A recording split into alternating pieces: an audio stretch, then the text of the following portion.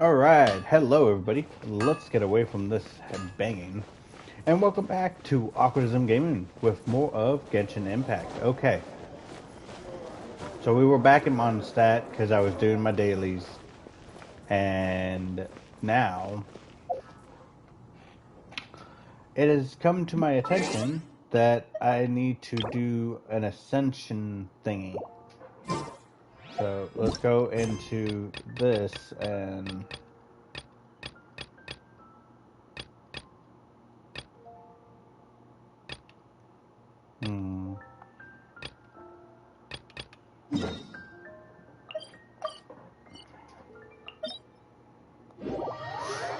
here we go.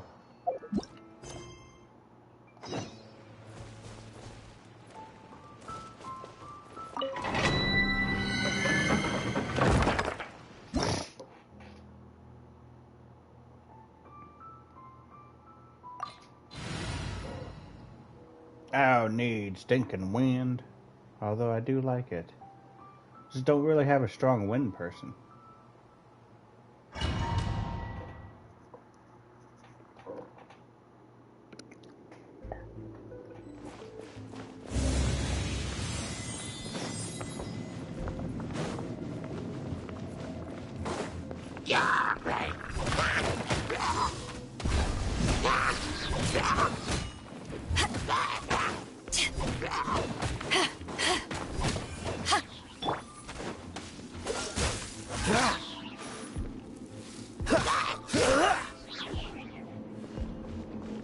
What's the hurry?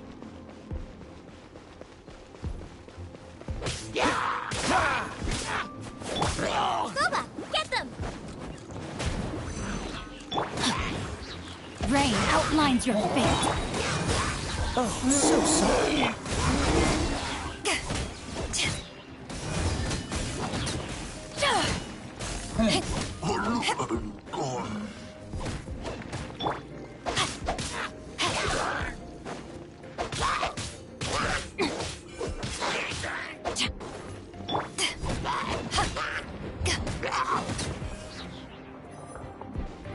Alright, so far we've only taken slight damage.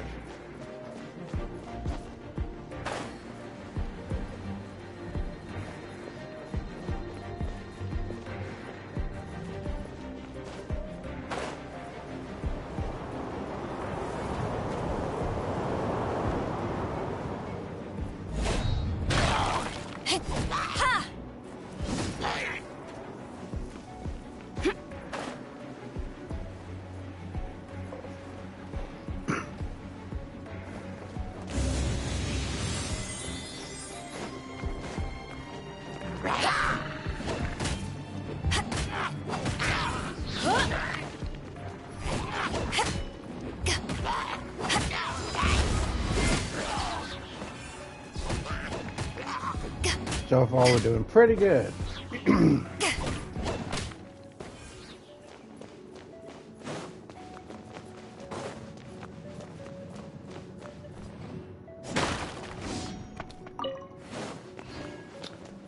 Out of all them chests, we only got one.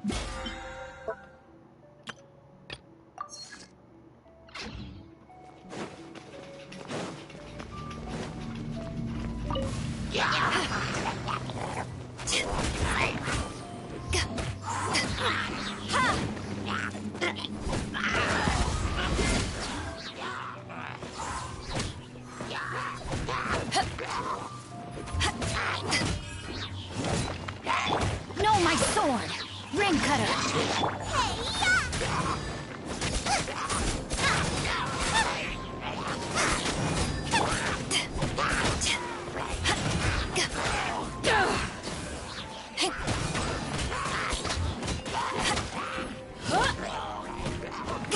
Eyes on me!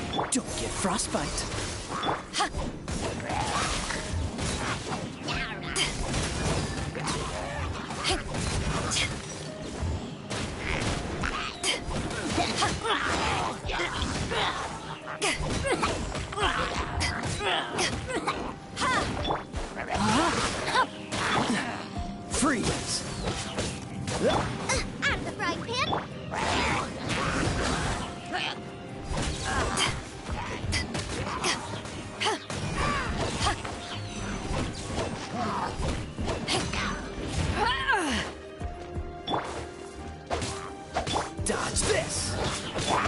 outlines your fate. Nice and spicy.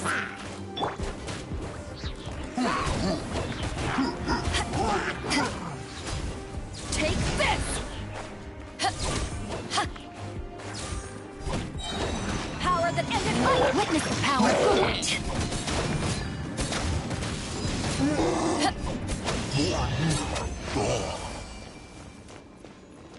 Whew.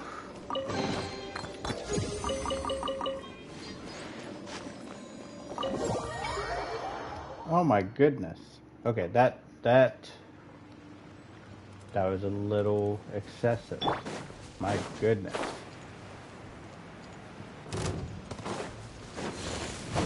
No, my sword! Freeze!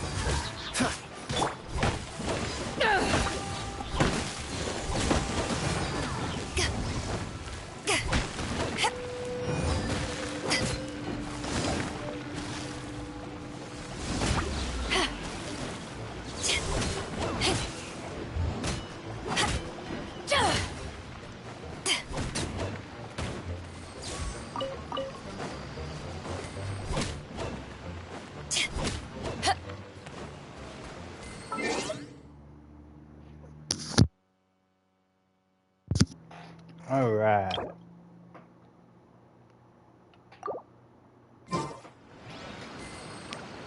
Neat.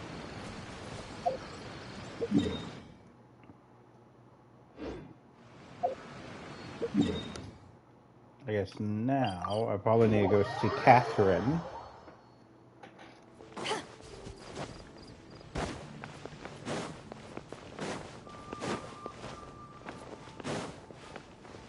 Ad Astra.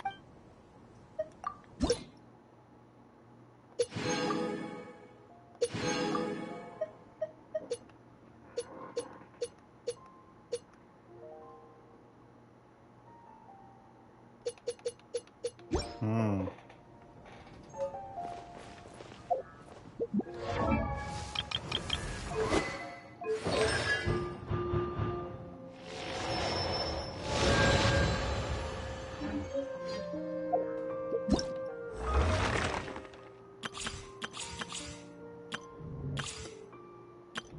He looks cool.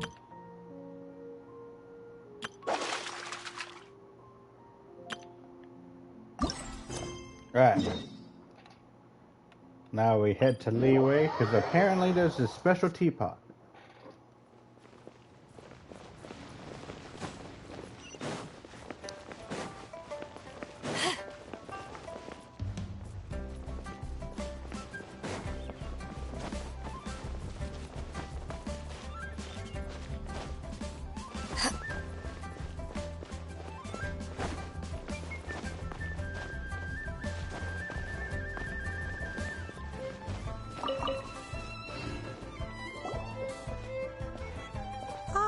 Children, come, come. You've arrived at just the right moment.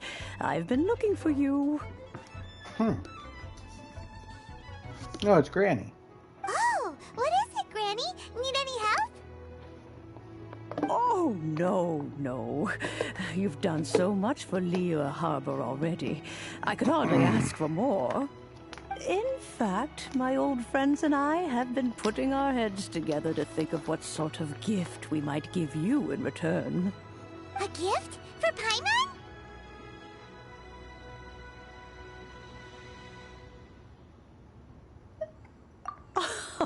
Oh, child, you are so very modest.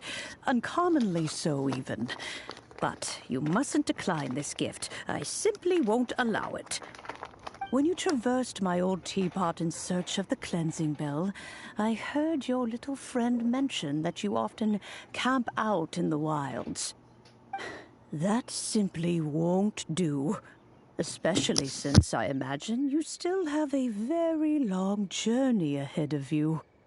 Fortunately, I have not yet grown so old as to see my subspace creation abilities atrophy. Oh, did my friends never mention that to you? Well then, it is a blessing we old folks once received from Rex Lapis, part of our illumination, if you will.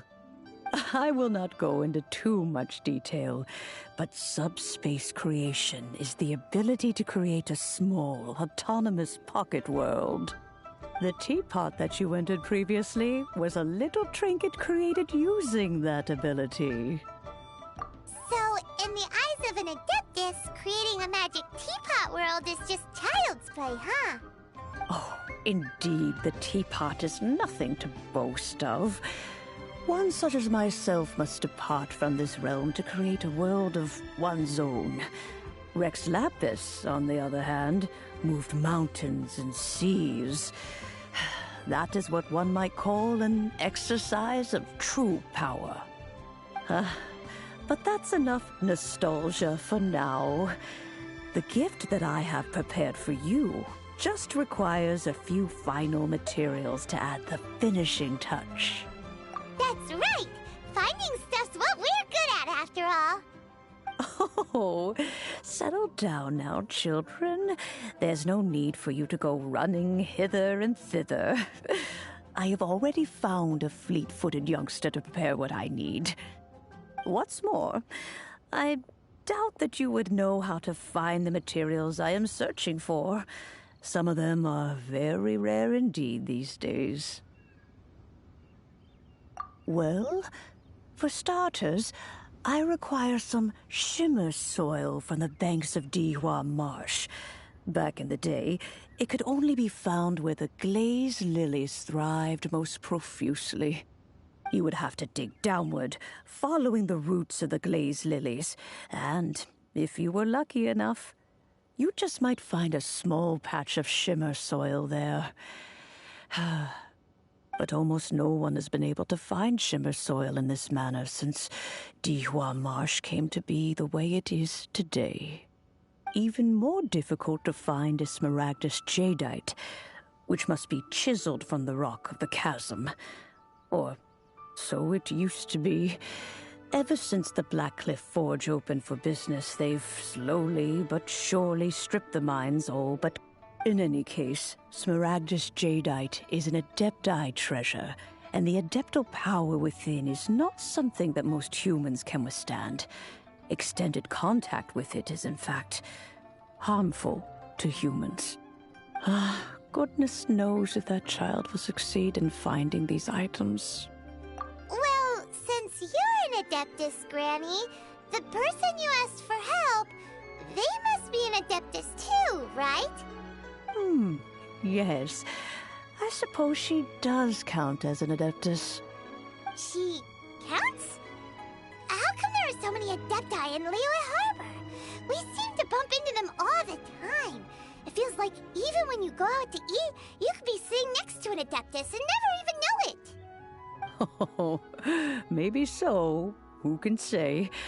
A fair few of my old friends are rather fond of mundane mortal life, after all. I'm back, Granny. Oh, I don't believe we've met. Allow me to do the honors. This child here is Yen Fei. She's the one helping run some errands for me. Yen Fei, I believe you've already heard of the Traveler and her traveling companion. Of course, who hasn't? Much has been written about you in the Millilith's records. You became one of Liyue's most wanted after the Millilith marked you as a suspect following the incident at the Rite of Dissension. After which, you fought off the Millilith at Julian Karst and made contact with the Fatui. Before finally defeating an ancient god together with Granny and her associates, and subsequently being cleared of any and all suspicion by the Chising. What a shame. A shame that we didn't meet sooner. If we had, well, I can't say that I would have been able to clear you of suspicion immediately, but it certainly would have been less, embarrassing for you. Allow me to introduce myself once more. I'm Yenfei, a legal advisor. Got a legal problem? You can come right to me. Oh, yes, here's my business card. You'll find it has my contact details and office address. Keep it handy. If you have an urgent issue, just leave me a note at this address. Oh, and I almost forgot to mention, I offer a very generous... At the moment, you'll have to excuse Yan Fei. She's always been like this, ever the talkative one when it comes to her own affairs. in question. You seem really different from the ones we've met before. An Adeptus? I guess. Kinda. My old man said he was one anyway. He mentioned that he once campaigned with Rex Lapis for a long old time, and then after that was all over, he went back and married my mom. They had me, and once I was all grown up, the two of them upped and left on a journey, leaving me with Granny here. Well, that's a bit casual for an Adeptus. Aren't you guys supposed to sign solemn contracts to protect Liyue Harbor and all that stuff? What do you mean he just went back to get married? Well, my dad did say that he'd talked it through with Rex Lapis, and that he was fine with it. Even contributed towards the wedding gift, apparently. Anyway, let's not dwell on that too much. So, Granny, I've gotten a hold of most of the stuff you asked for, except for Smaragdus Jadeite. I couldn't find any at all. Is that so? But Smaragdus Jadeite is really rather essential. Yanfei, are you sure you can't find some other way? They have helped Liyue greatly, after all. It is only right that they are duly rewarded. I know, Granny, you've told me 1,000 times already. Well, the chasm's definitely a no-go, but there's still a chance we can figure out some alternative means of procurement. Hold on a moment. Let me have a look.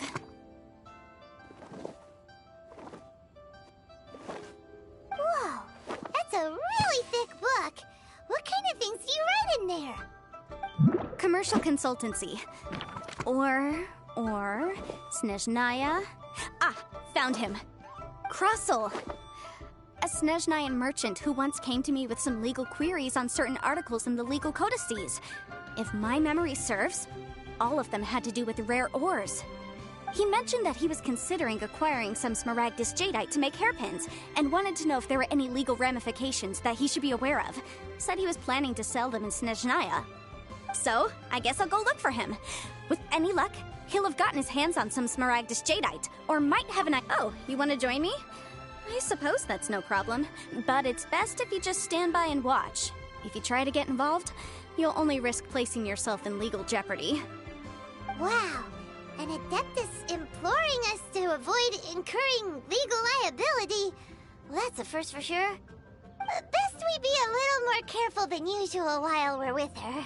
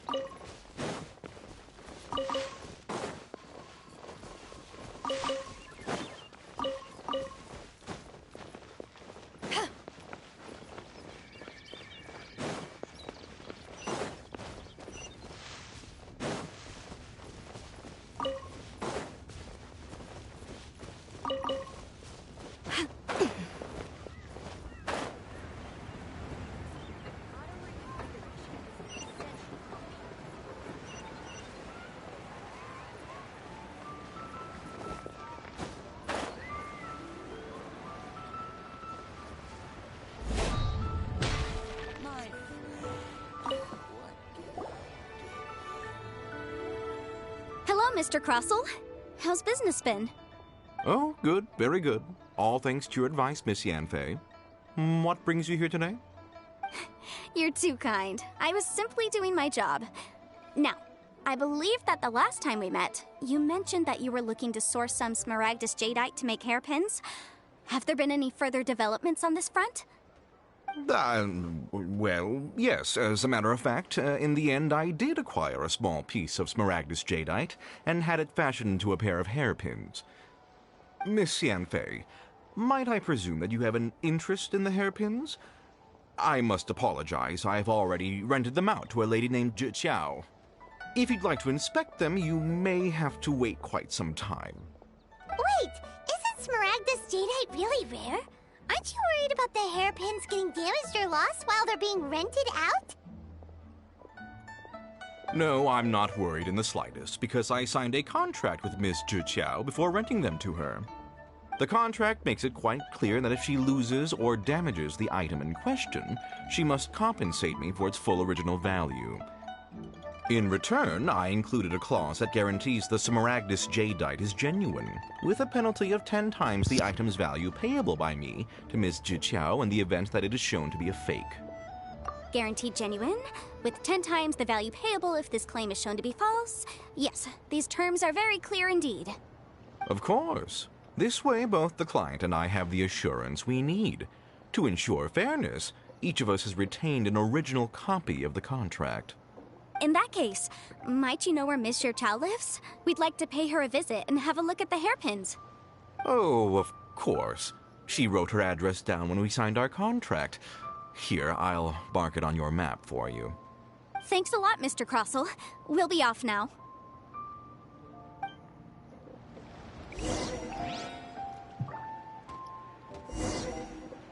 Okay.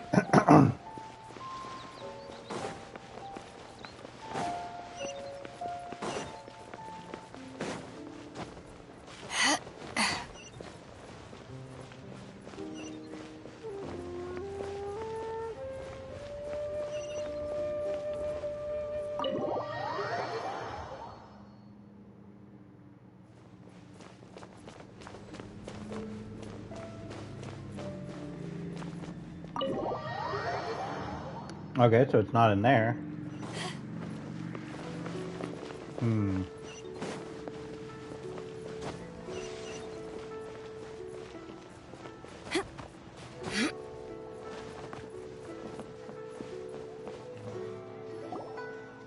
Oh, whatever shall I do?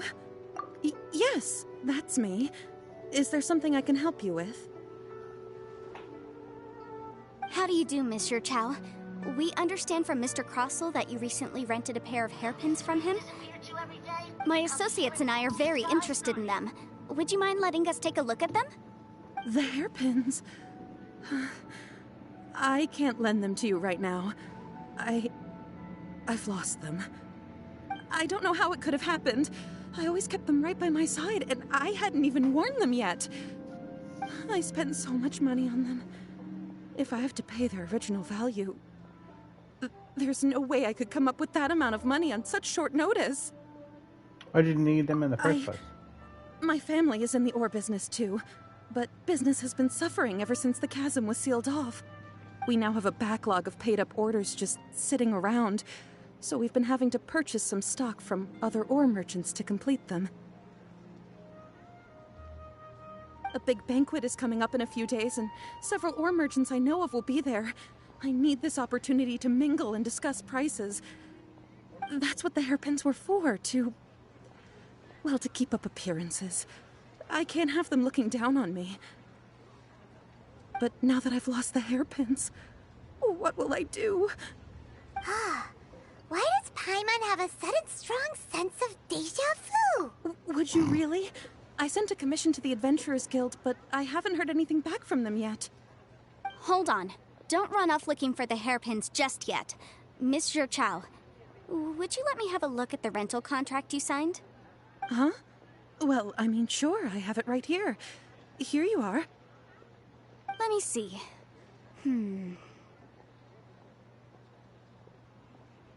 That's right! Yanfei said she's a legal advisor, didn't she? Maybe she can help Zhiqiao somehow. Win-win solution. Right. I finished reading the contract.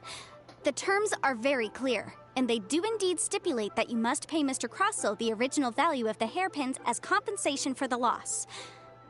Furthermore, the contract also expressly states that the amount of compensation must take current market prices into account. And given Even higher? Oh, no. Uh-oh. Zhiqiao looks like she's about to faint. However, all of this is assuming that it is indeed genuine Smaragdus jadeite that was inlaid into the hairpins. Did you really have to pause before saying that part? Anyway, the hairpins are lost, so how exactly would we be able to find out if the jadeite is genuine or not? Whichever way you look at it, we've got to start by finding those hairpins. Except that if we found the hairpins, there'd no longer be any need to check whether the jadeite is genuine, would there? Seems right. Please. Please, Don't trouble yourselves over this. The fact is, I lost the item and I should pay compensation per the contract. However much it is, I will have to pay it. My family are merchants, after all.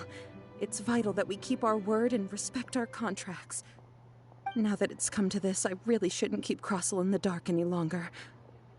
I'll go and inform him of the issue and then negotiate the amount of compensation. Yes, legally speaking, it seems this is the most sensible course of action. But before that, I have some questions about the hairpins. So hold on a moment, Mr. Chow. When you first touched the hairpins, what did you feel? What did I feel?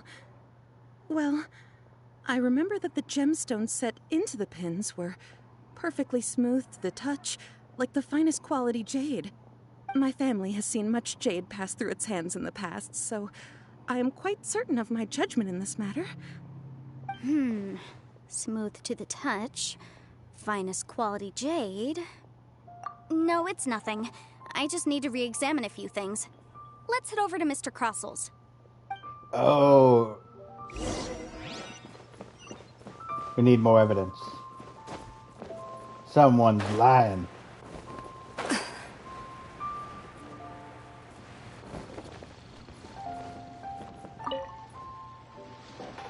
Ah, Miss Yanfei, you've returned.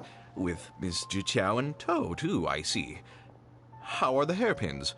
I trust you're quite satisfied with them? About that.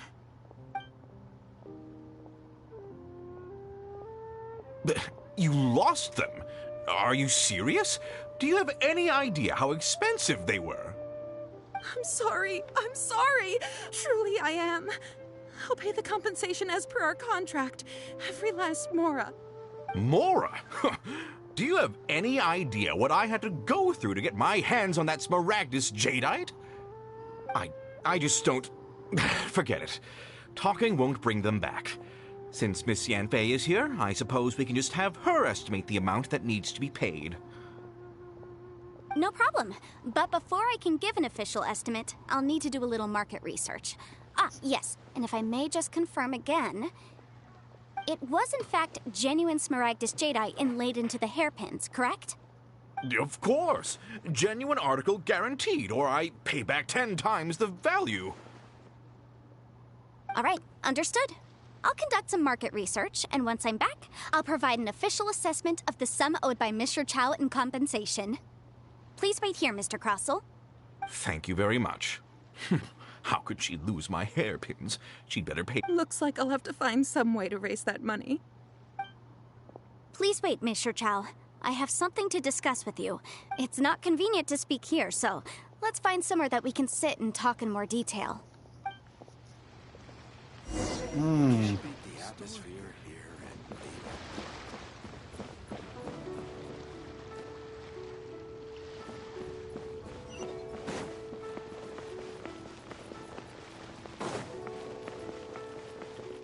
my god, why did I go so far?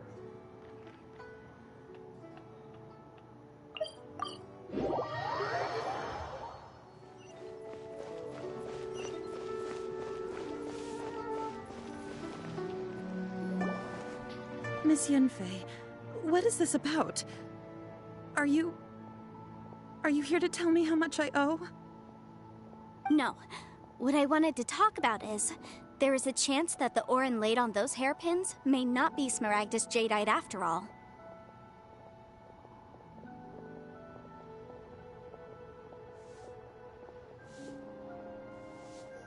Oh? What do you mean? Are you implying that you already sneaked off and found them? Obviously not. I'm no adventurer, let alone a member of the guild.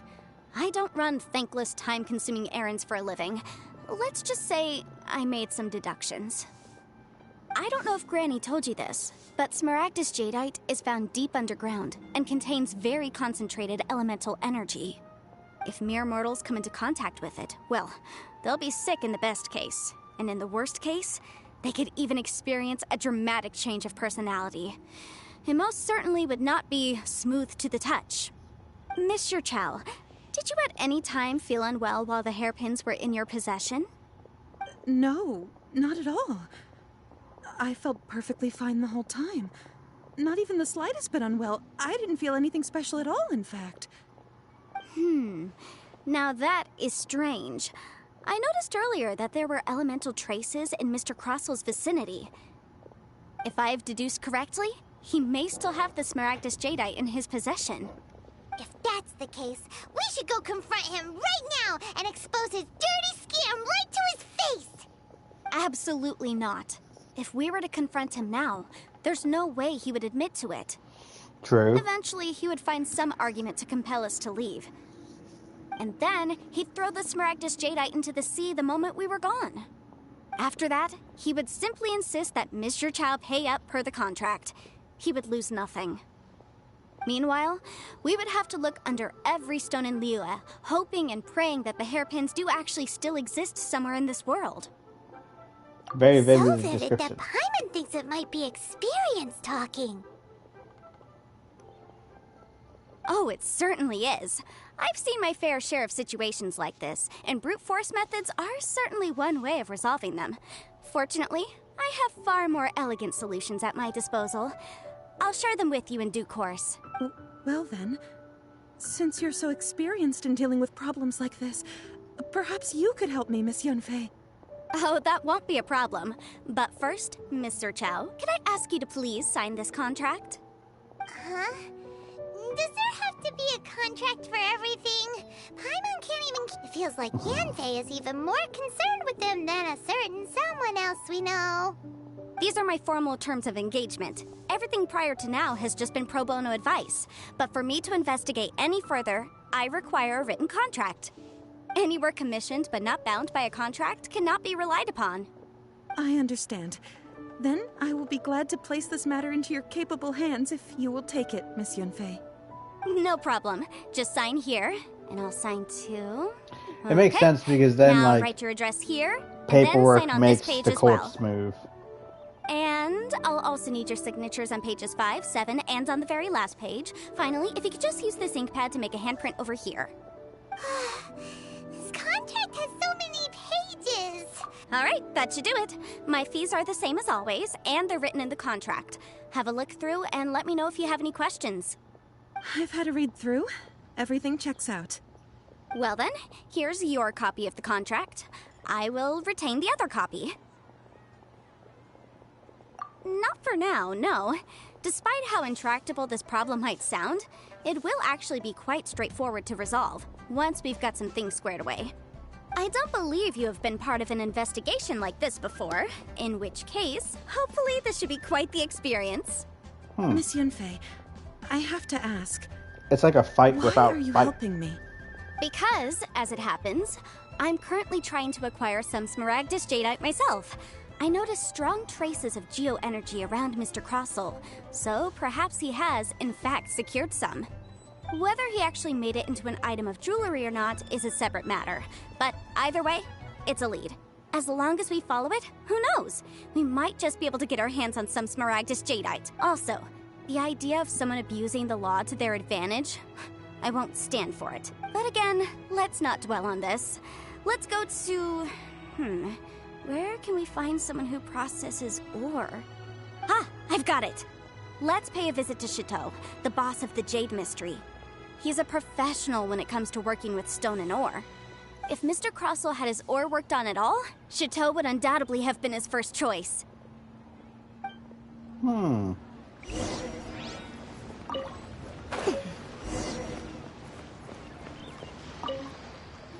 Hello. Why, hello there, honored customers. Welcome to... Oh, it's you, Miss Yanfei. Is something the matter? Surely not more spurious claims that my jade betting is rigged and no one can ever win? Oh, I swear on all that is sacred. No, nothing of the sort. Has a Snezhnine merchant named Crossel enlisted your ore processing services recently by any chance? A Snezhnine merchant named Crossel, you say? I do remember that. He brought me a piece of ore, claiming that it was Smaragdus jadeite. That was the first time I'd ever encountered it, so I had no way of telling if it was really Smaragdus jadeite or not. But if a customer insists, far be it from me to contradict them. He was quite generous with his money, too, so I didn't give it too much thought. I processed the ore as per his request. Do you have any leftover debris from your work on it? Why, yes. It was my first time encountering this ore, after all, so I kept a few loose shavings to study myself later. They're right over there, in fact. Thank you, sir. We'll take a look at them.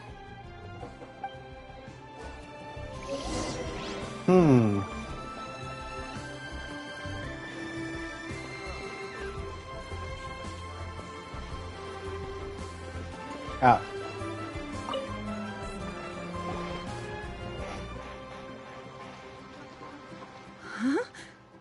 If my eyes don't deceive me, the cross-sections and patterning suggest that these are Smaragdus nephrite shavings.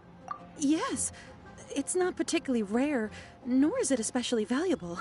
It's used to make jewelry all the time. I've heard it said that Smaragdus nephrite is in fact the outer layer of Smaragdus jadeite, though no one's ever proven it. A thin layer of separation, huh? If you must see for yourself, try examining these shavings for traces of elemental energy.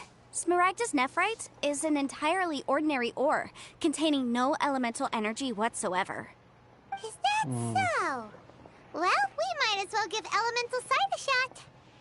So, did you find anything? So they really are different.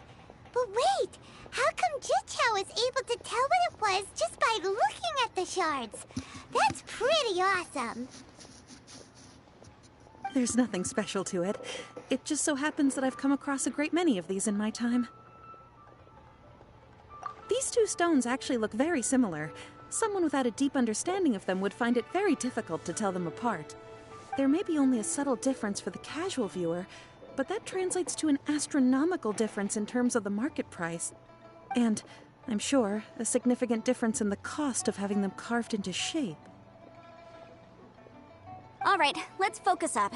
We're going off on a tangent. But, never mind, Shirto.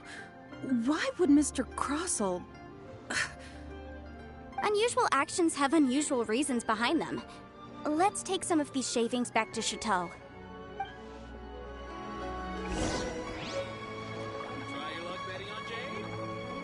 Okay. Miss Yanfei? Might I be so bold as to inquire, If you could just confirm for me once more, sir. Mr. Crossel did indeed claim that the ore he brought to your store was in fact Smaragdus jadeite, did he not? Yes, that's right. I still have a record of the job with me, in fact. Here. It says quite clearly, 1 chunk Smaragdus jadeite, uncut. Then I have no further questions. But could I borrow the processing record and these stone shavings? Of course. But might I ask why you need them? Oh, I have my reasons. Ah, yes. Please sign here on this affidavit. This document shall serve as signed proof that these stone shavings originated from the, ore that Mr. Crossel brought to your store. Please read it carefully. Yes, I see. Forgive... I wouldn't say there's been an incident, just a minor issue. Thank you, sir. I'll take these with me. Everybody's scared of her. Crossel won't dare. On the contrary, this is far from sufficient to build a case. We need to find something a little more compelling. If you want to make jewelry, you need a professional jewelsmith. Let me think. Jewelry. Nope. Aha! Got it! Sinxie. She often helps people to find a jewelsmith. Let's go pay her a visit. Well, that was quick. How come you know so many people? Because lots of people come to me for legal advice every day. As you know, Liyue Harbor is the city of contracts. And contracts, Oh yeah, she well, must be I busy should say here. laws, are very important to us. But the amendments made by the Tianquan to our laws are unnecessarily complicated. How can I put this? It just seems like they're hard to understand and impossible to finish. As such, legal advisors like myself provide quite the popular service indeed. So you help them make sense of the law. But didn't you say that it's hard to understand and impossible to finish? Yes, well, that's no obstacle because I've memorized all the legal codices. You memorized them? You sound surprised. Knowing the law inside out is a legal advisor's bread and butter, you know? Oh, this has nothing to do with being an adeptus. I just like reading things. Again with that casual tone. Well, that's that then. Let's go look for Xingxi.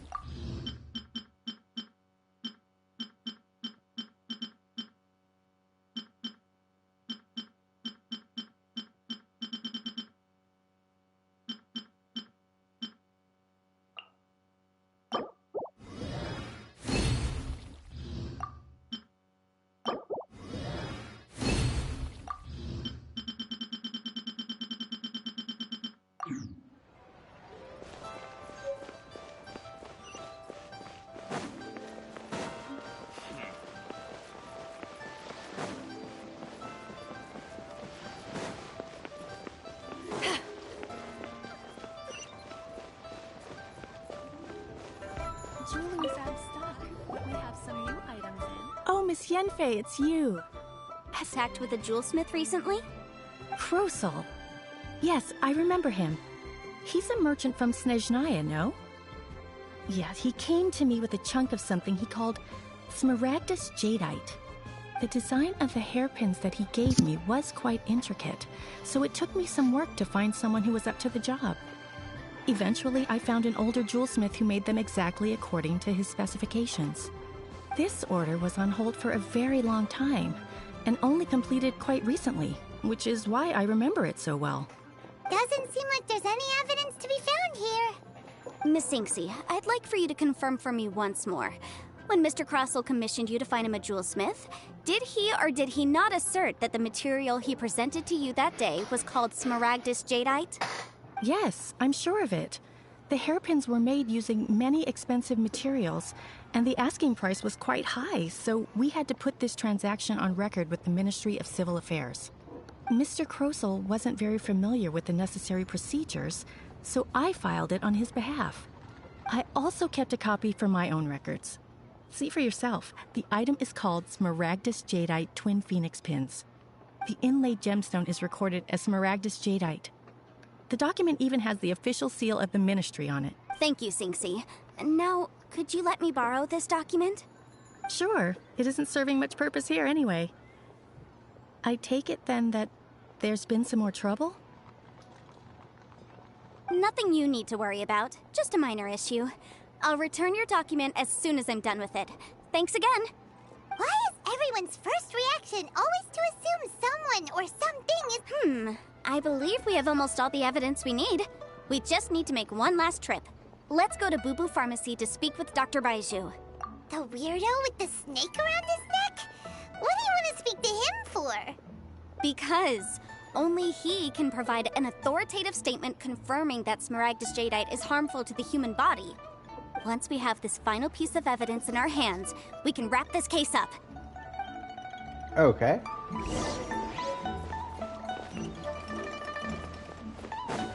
Boo Boo Pharmacy. I need to look now because with the increase Okay, so I need If you ever to want to trade tactics, I'm all... pop her to 70 and her weapon. Ooh, I could do this.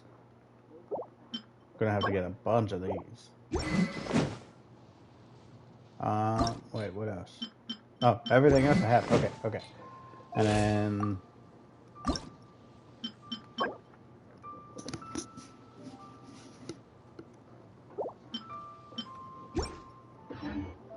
Alright.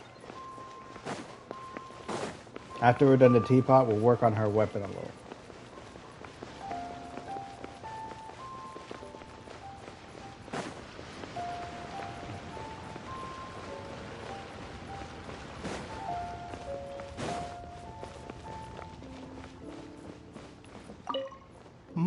My, to what do I owe the pleasure? Though I'm afraid that if you're looking for our little Chi-Chi, she's out gathering herbs. And if it isn't Miss Yanfei as well, now that's an even rarer honor. What business brings you here, might I inquire? Some charlatans peddling ineffectual medicines again, no doubt? No. I'm here this time to ask if you're familiar with Smaragdus Jadeite. Smaragdus Jadeite? Why, yes, there is some information about it included in the 6th commentary on the 7 Mountain Treatises. The 7 Mountain Treatises states that this substance springs forth from stone marrow within the mountains, and will bring disaster to any mere mortals who touch it.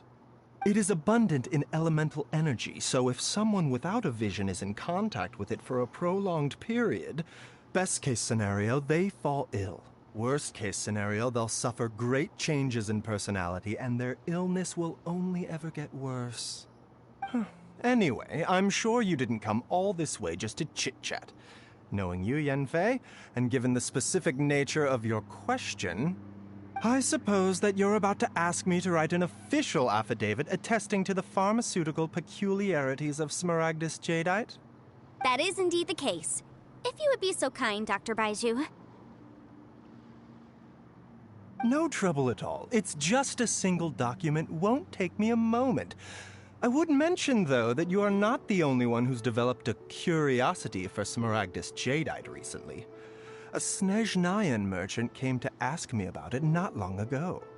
But after I gave him my reply, his expression shifted to one of remarkable disappointment. I wonder, Miss Yanfei, if your pressing business might be related to this Snezhnayan merchant? You needn't concern yourself about that, Dr. Baiju. Thank you for penning us that document. I'll make sure to compensate you in due course. You're too kind. Take care now. Looks like we now have everything we need to take this to court. That Baiju guy is as weird as ever.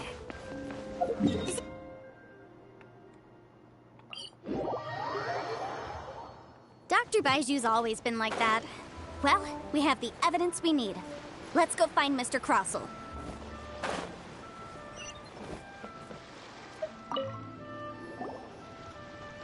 Miss Yanfei, have you finished your investigation?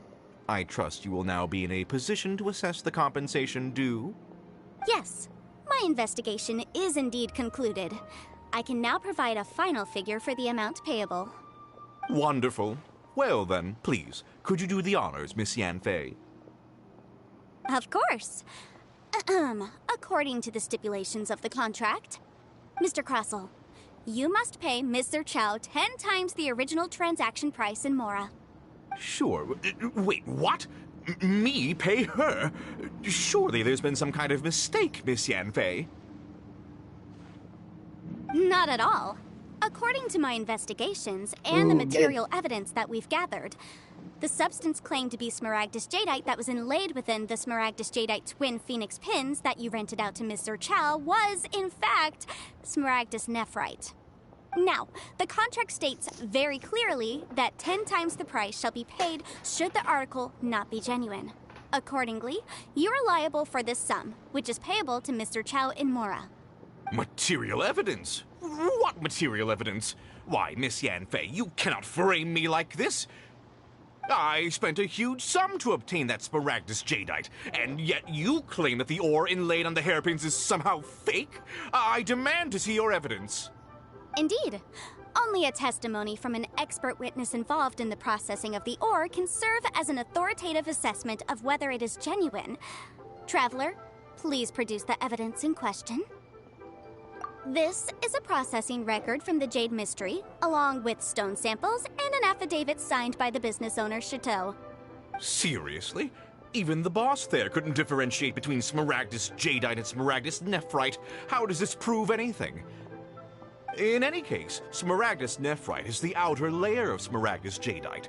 So I had him cut away the Nephrite, he returned the valuable Jadeite core to me, and some Nephrite samples remain in the store.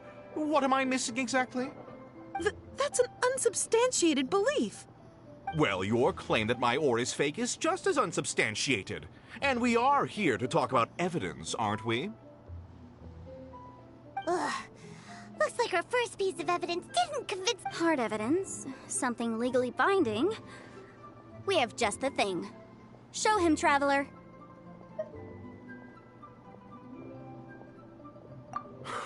This document proves that my hairpins are the real deal, doesn't it? This is the Ministry's seal, after all. It shows that the ore inlaid on the pins is indeed Smaragdus Jadeite.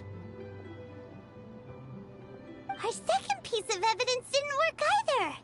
And this guy's getting more belligerent by the second. You know, you could be right. Perhaps the hairpins are the real deal after all. Hello. Of course I'm right. I hope you're having a All great the day. evidence shown supports my story.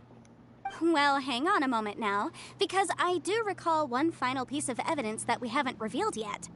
Traveler, would you do the honors? Boom. What's this? Smaragdus Jadeite springs forth from stone marrow within the mountains and will bring disaster to any mere mortals who touch it.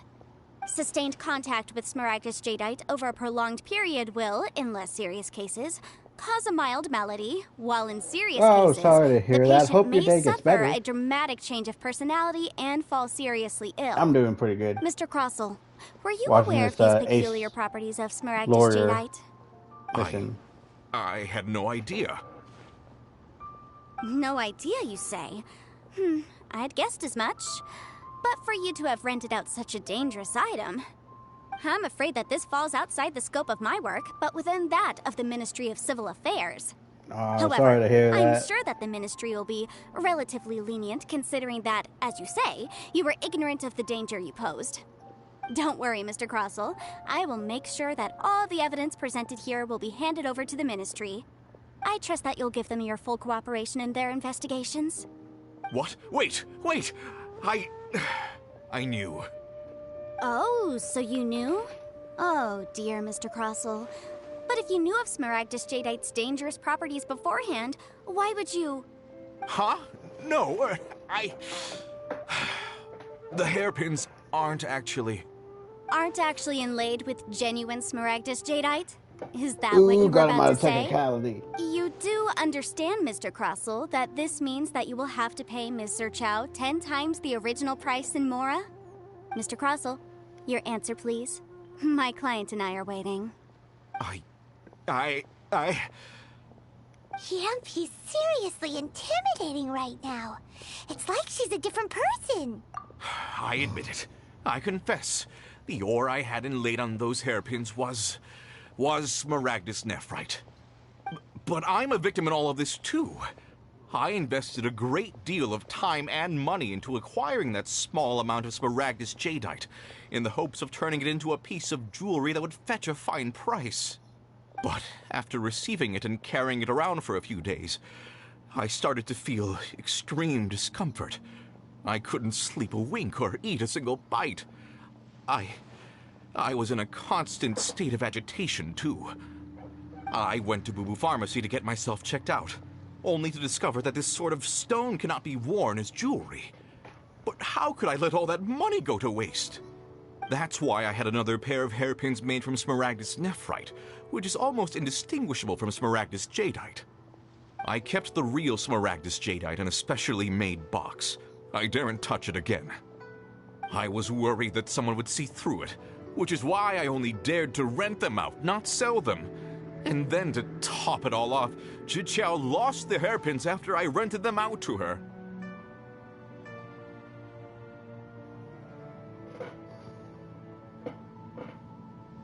Exactly! If they weren't the real deal, why'd you make her pay so much? I didn't want to either, but when I purchased that Smaragdus Jadeite, some of my business partners found out. I knew they'd be watching closely to see how much I could make off it. If word got out that I sold a pair of fake hairpins, then my days in this line of business would be over. All right, let's cut the appeals phase right there. I failed to see what bearing any of this has on your transaction with my client. According to the contract, you must pay Mr. Chow 10 times the original price in Mora, and that is final. 10 times? Croso looks like he could faint any second. As for me, according to my contract with Mr. Chow, 20% of that sum will go to me. 20%? That's as much as I spent on that Smaragdus Jadeite. There's no need.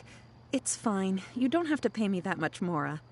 Even if the Smaragdus Jadeite on those hairpins was fake, I still bear responsibility for losing them. Legally or not, I think I owe some compensation for that. Ms. Jiqiao, you... However, Mr. Crossell, since you have no use for that chunk of Smaragdus Jadeite, why don't you give it to me instead? I'll consider us even. What? But all right, then. This cursed rock's brought me enough grief as it is. Miss Yunfei, I'll turn the Smaragdus Jadeite over to you. I trust that it will suffice as remuneration? Well, that's not quite how the rules say this should go. But whatever. It'll do. Thanks so much for your help this time, Miss Yunfei. When you have the time, I'll be sure to visit and express my thanks more appropriately. Oh, come on. No need to stand on ceremony. Now, if I may confirm this again, Mr. Chow, have you and Mr. Crossell come to an understanding? Well, yes, I believe we have. Well then, that's good. Mr. Crossell, it seems that my client has no further claims against you. Is that so? That's good. That's good. Actually, Mr. Crossell, I'd like to talk business for a second, if I may. I could see from the hairpins you produce that you're very skilled in jewelry design. My family, on the other hand, works in the ore business, and we have a fair stock of fine ores. If we could join forces, your jewelry designs and our choice ores, I think we could do some fine business between us. Let me think for a moment.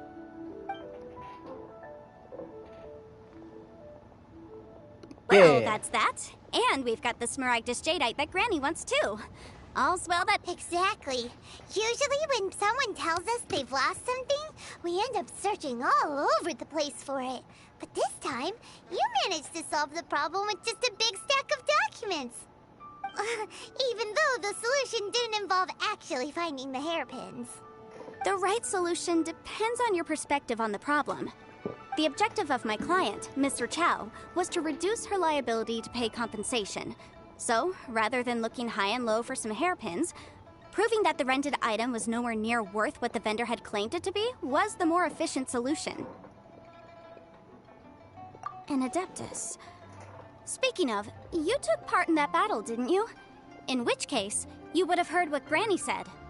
Liyue Harbor is now a city ruled by humans. The title of Adeptus means precious little to me compared to my job as a legal advisor. In any case, don't you think that the Liyue Harbor of today needs legal consultancy far more than it needs adeptal powers? Paimon can think of someone who would definitely disagree with your reasoning.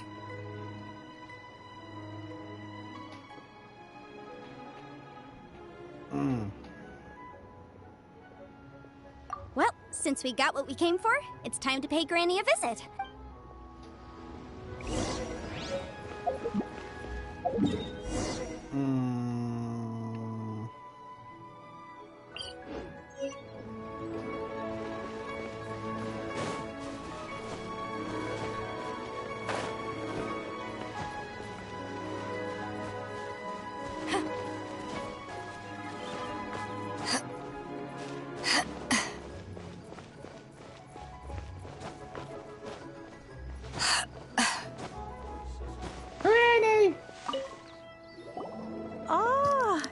returned. How did it go? Were you able to find the Smaragdus Jadeite? Good, good. Then we have all the materials we need. Well, if we're all set, Granny, I'll get going now. Got a ton of clients waiting for me back at the office. Oh, you. All right, then. Go see to your business. Granny should be able to handle the rest. I'm off then. Bye! Oh, yes, Traveler. Make sure you don't lose the business card I gave you. I've been looking into the laws of other nations as well. If you should ever bump into any trouble with the law, come find me directly. Regulars get discounts, too. Come now, child. Are you leaving or are you not? If you have no wish to leave, perhaps you'd like to help me clean my teapot, hmm? I'm leaving! I'm leaving! That child. Goodness knows where she learned to be so rambunctious. Her father was hardly so riotous or fond of talking nonsense back in the day when he stood beside Rex Lapis. A truly unique Adeptus. Indeed she is. Liyue has changed, and the Adepti must also learn to change. Yanfei might be overly garrulous, but she is also the most intimately So it looks like the acquainted with Adepti made city like among us all. demigods. Because that's the second humanoid Liyue Adeptus is not we've the seen. same place I once knew. No, third. All right, then. Let us speak of this no more. Back on topic. I believe that I still owe you a little gift. Ooh, Paimon's so excited! How is it made? It is but a single teapot. It shan't take long at all. Just wait here for a moment.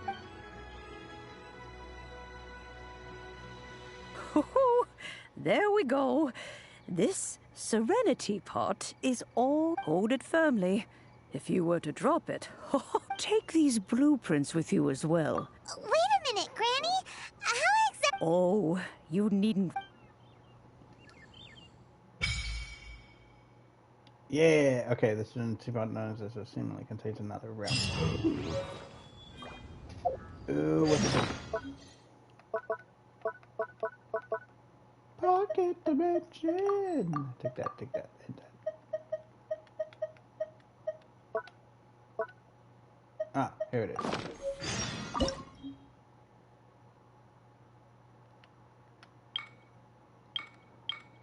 Alright, please select a realm. Well, I only have 3 to choose from.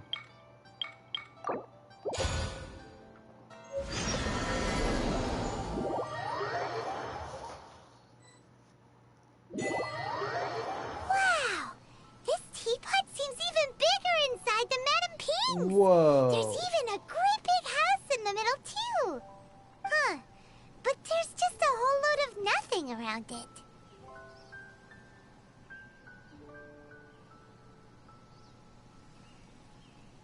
Paimon can't do that! Still, why is it so empty here apart from that house? Oh, wait a second. What is that?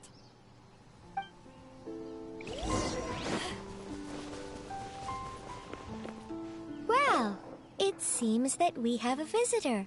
It's a huge finch! Excuse me, I am not a finch. I am a teapot spirit, and you may call me...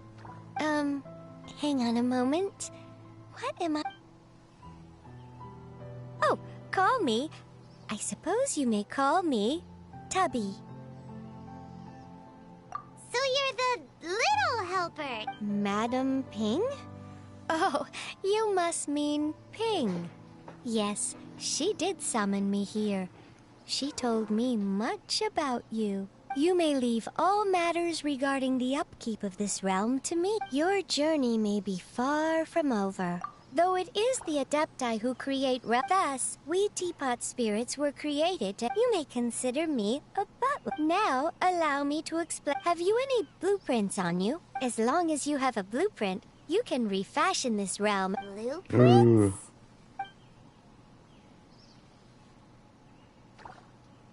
Yes, these are the blueprints. Just commit the image of the... Then simply release the thought from your mind and the object in the blueprint shall appear with... Wow! Is that all it takes? Then, We could build a whole city inside, couldn't we? I doubt it. A golden-eyed adeptus explained this to me at some point in the past. He said that even though subspace creation is a product, this world is not a true one after all. It provides a golden-eyed adeptus? I hardly remember myself. Well, let's not dwell on that. If there's anything you would like to add... Okay.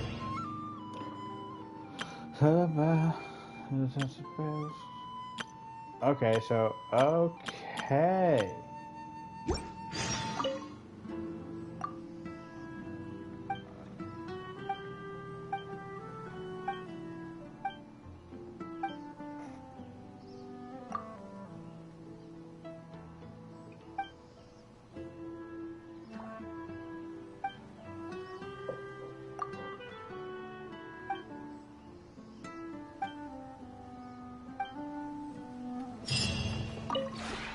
Maybe you're not used to the place at the moment.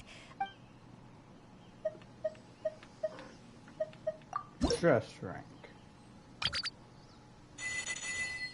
Alright. Oof, bare boned. We get stuff for this. Okay, okay.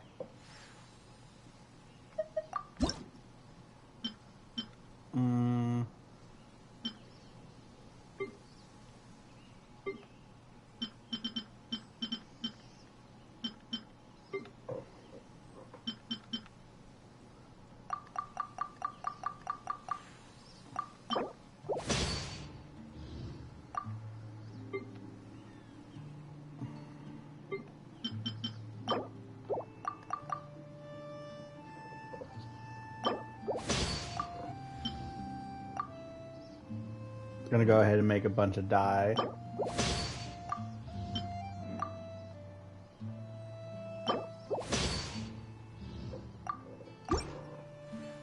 No.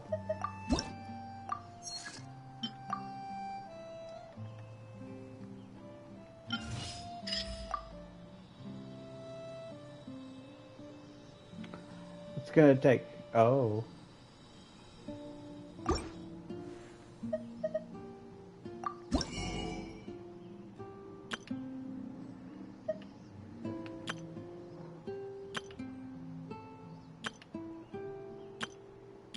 Oh, wow.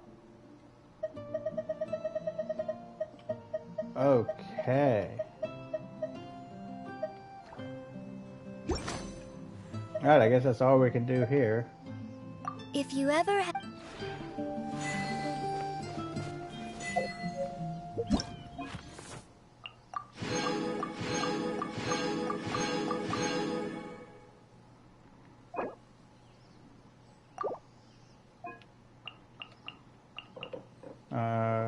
check the placement screen and save your furniture placement. Enter the mansion. It's hard to remain on dry blueprints, land for so construct long. furniture, rank Never 3. quite seem to get my land legs back. Okay. I think I can do that.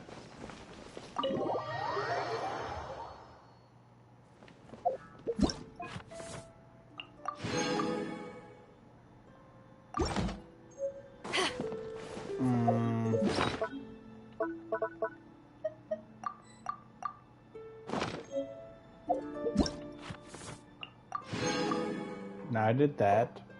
Check the placement screen, save your furniture setting, construct the 3 prayers. Okay.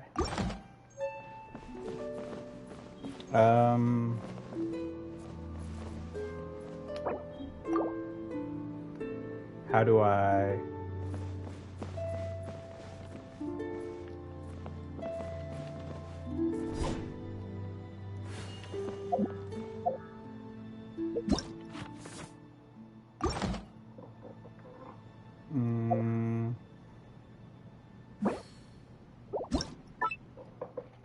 Okay.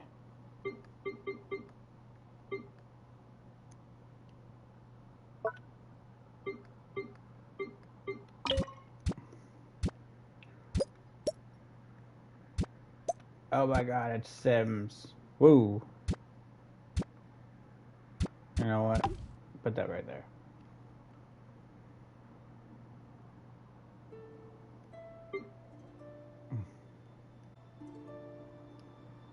Hmm.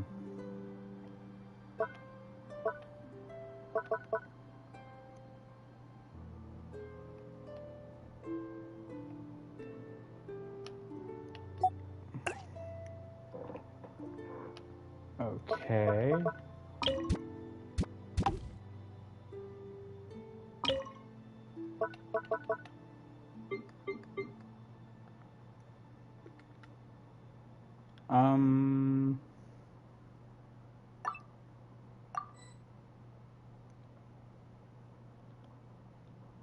Now how do I leave this?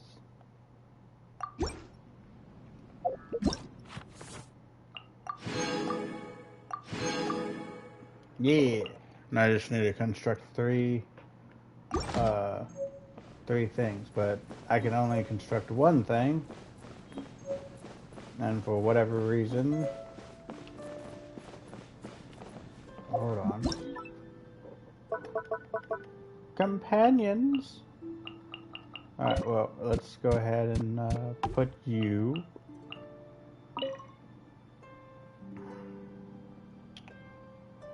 Well, fine then.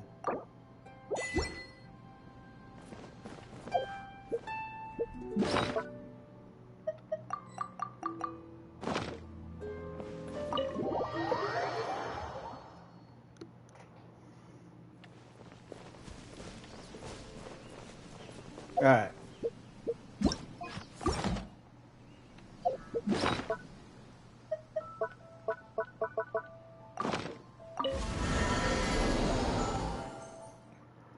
Whew.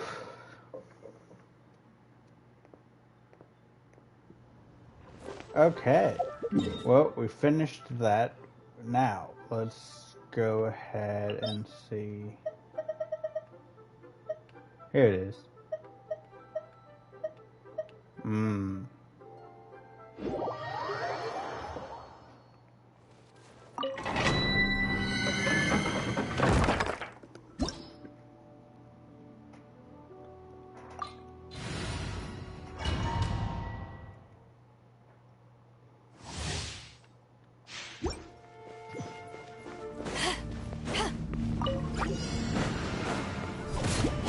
Rain outlines your face. Dodge this! Oh, so sorry.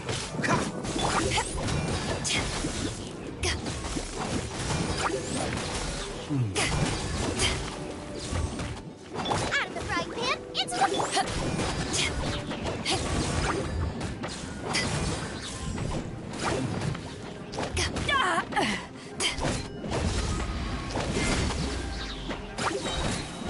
Eat this! Cool it!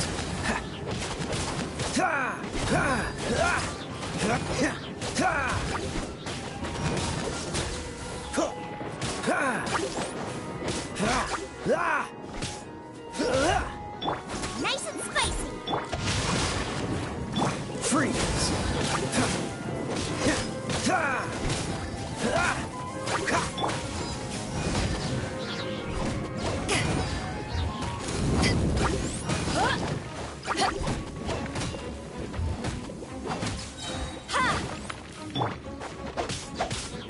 Cool it!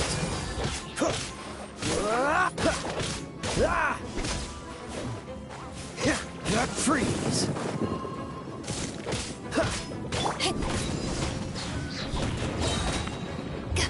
No, my sword.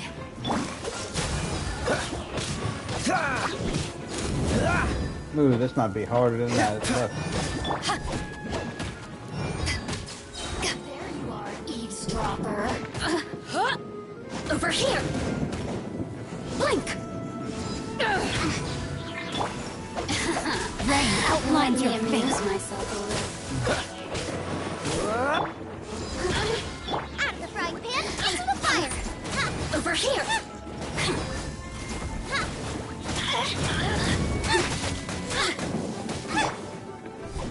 Blink.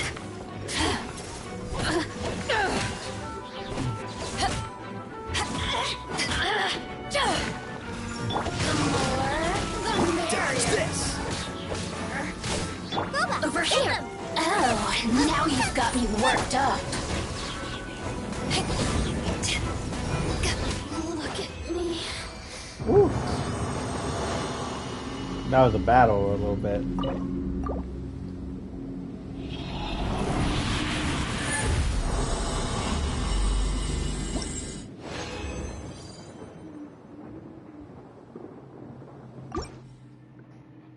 I just need 3 of them.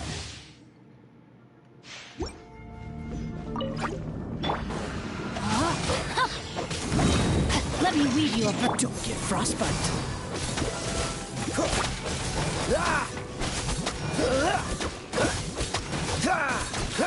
Cool it.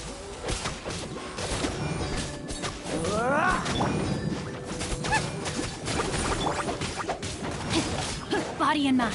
Rain outlines your fate. Freeze.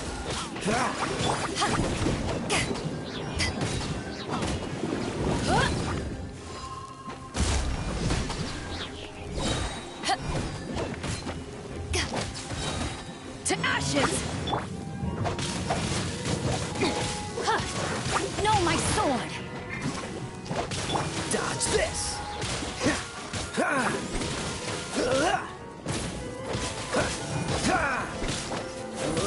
Freeze.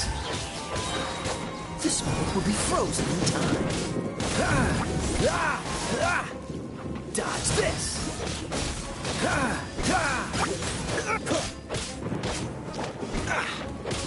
Don't push your luck. Dodge this.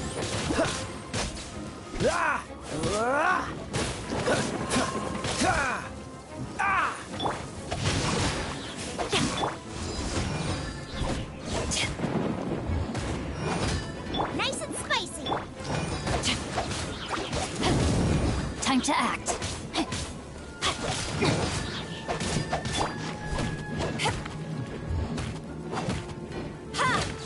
There you are, eavesdropper.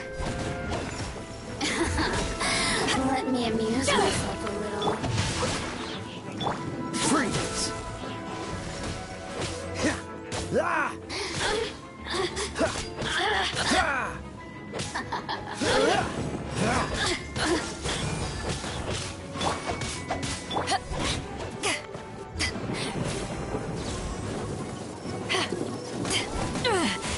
Just a scratch. The more, the merrier. Blink! Who cannot?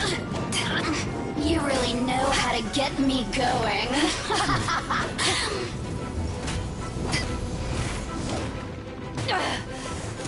Right, man. To the fire.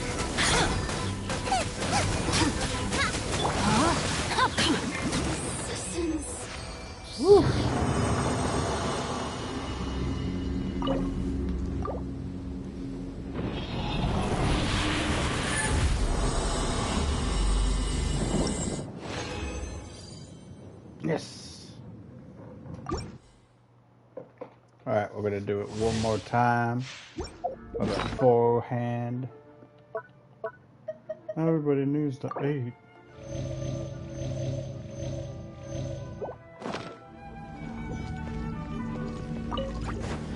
Rain outlines your fate. Rain cutter. Cool it.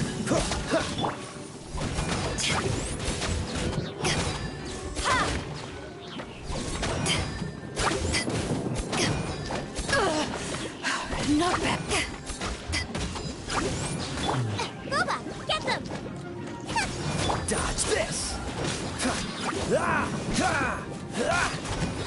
What's the hurry?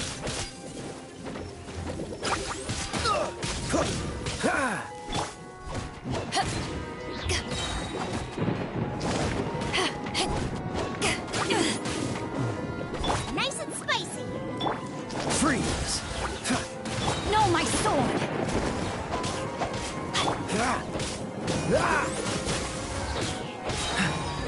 Don't get frostbite.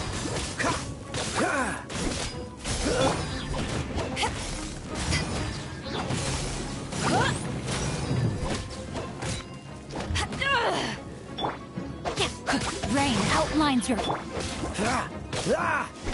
Dodge this.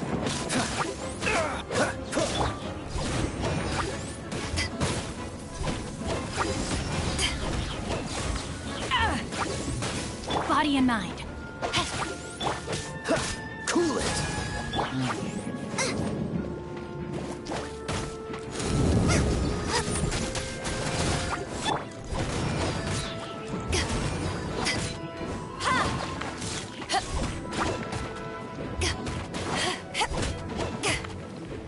Come on. There we go. Freeze!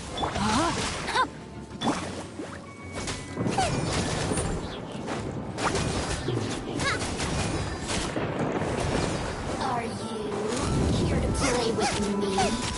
The more, the merrier.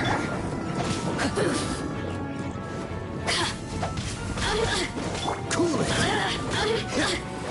Over here. What's the hurry? Nice and spicy.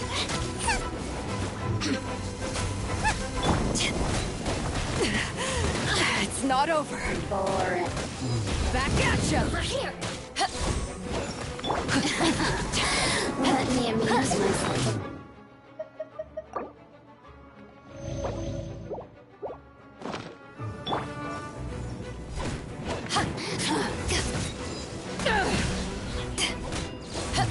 Rain outlines your fate. Freeze! Ah! At the frying pan, it's the fire. You've got me worked up.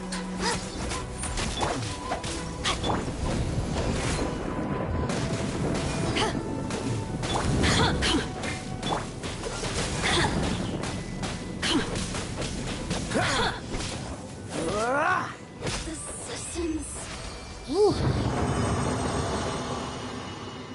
Oh yeah, I'm gonna have to do like another stream where I get everybody up to par. Please be a purple. Dang, but that will work.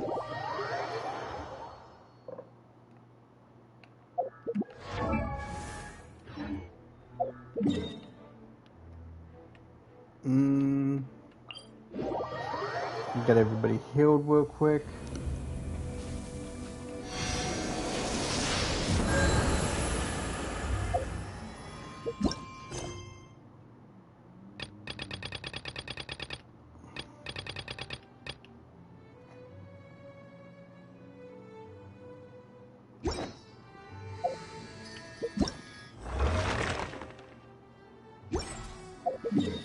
Alright. Gonna mine that. Use the alchemy bench.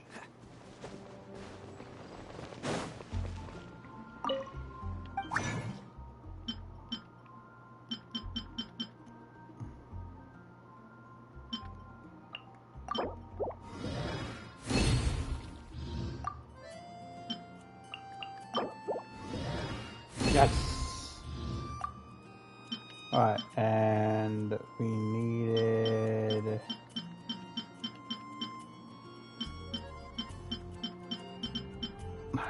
I guess I don't have any. Yep, I don't have any. Do I need blue? Or I think I need blue.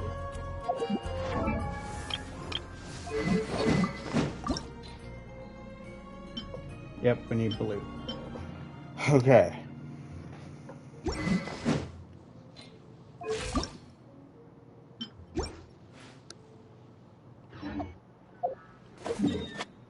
Let's go take out the Thunder statue boss again. What's the hurry?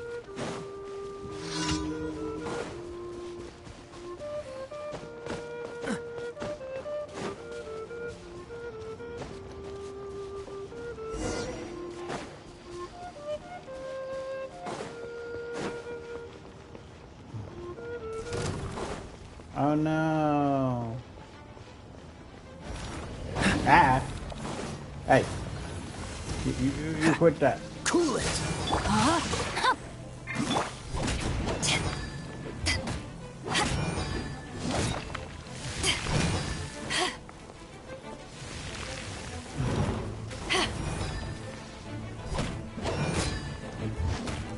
Dodge this! Ah!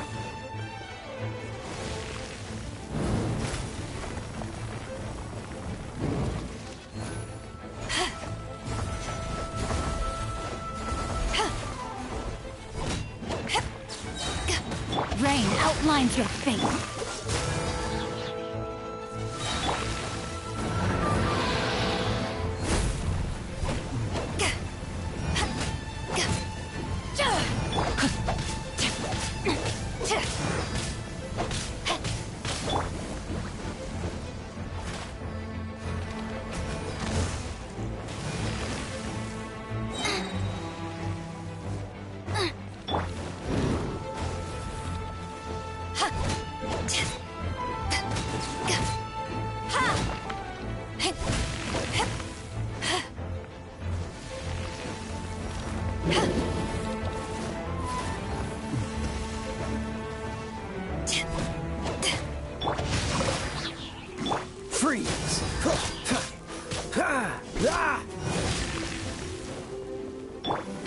Alright, so far doing pretty good.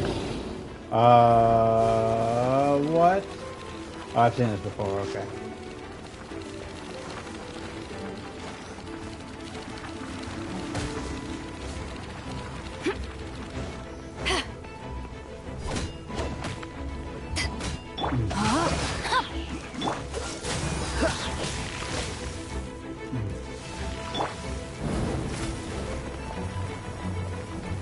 No.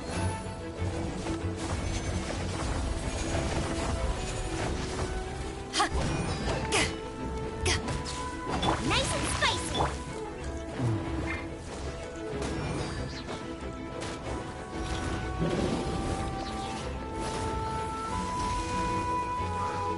Rain outlines your fate. Dodge this! Boba, get them!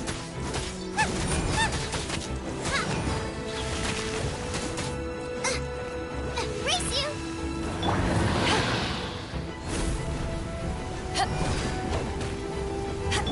Nice and spicy.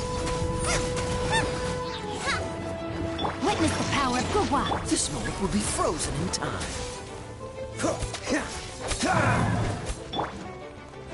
You're toast!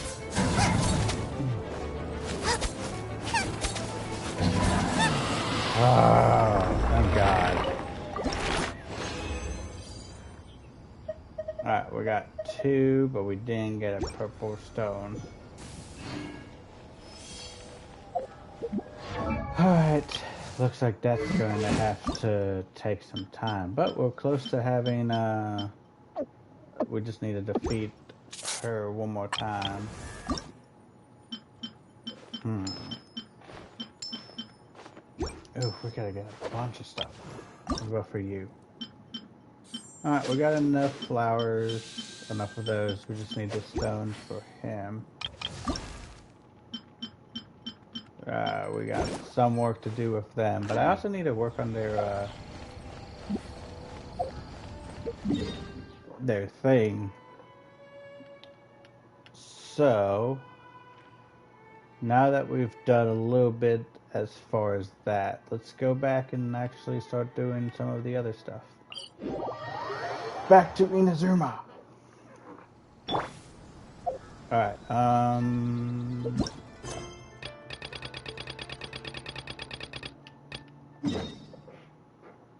oh, that's right. I was heading there. Ah, the beautiful postcard.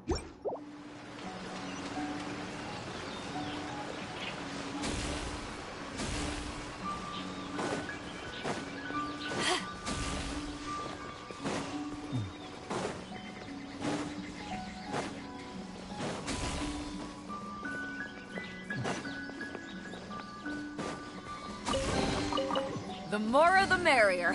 First round's on me.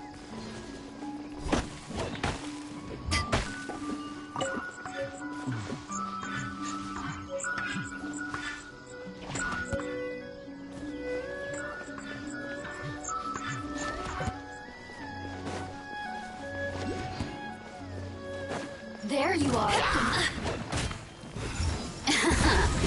Let me amuse myself. No, my sword. Cool it.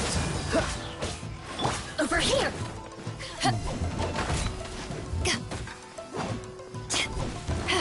Blink. Oh my goodness. Just a scratch.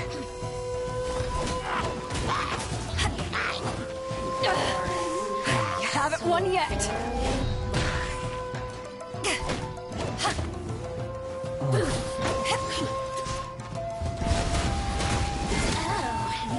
Got me worked up. What's the hurry? Freeze!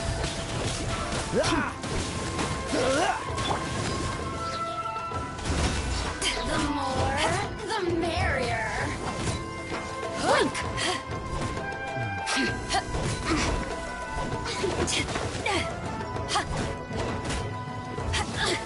The systems shine no longer.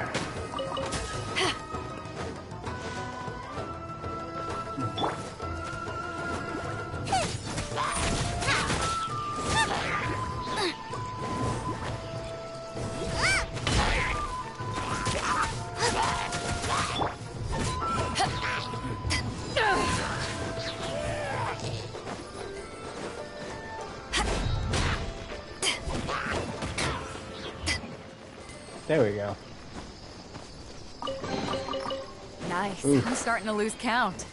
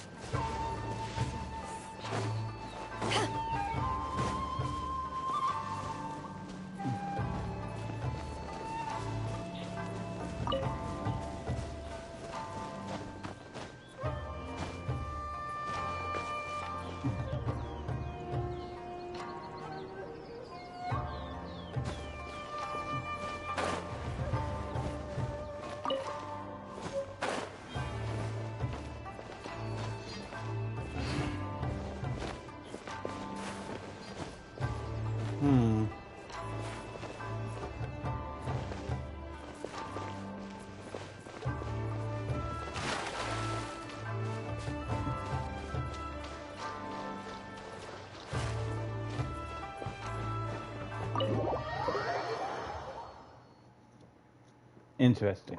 So, this is the kind of place where the big shots of Inazuma live, huh? Paimon kinda expected it to be snazzier. Welcome at last to the Kamisato residence, honored guests. Miss Kamisato is delighted to finally meet you. Is this the Shirasage Himegimi you keep going on about? So, where's she at? Oh, behind the screen? Yes. As the daughter of the Yashiro Commission, this is how Miss Kamisato is accustomed to receiving guests.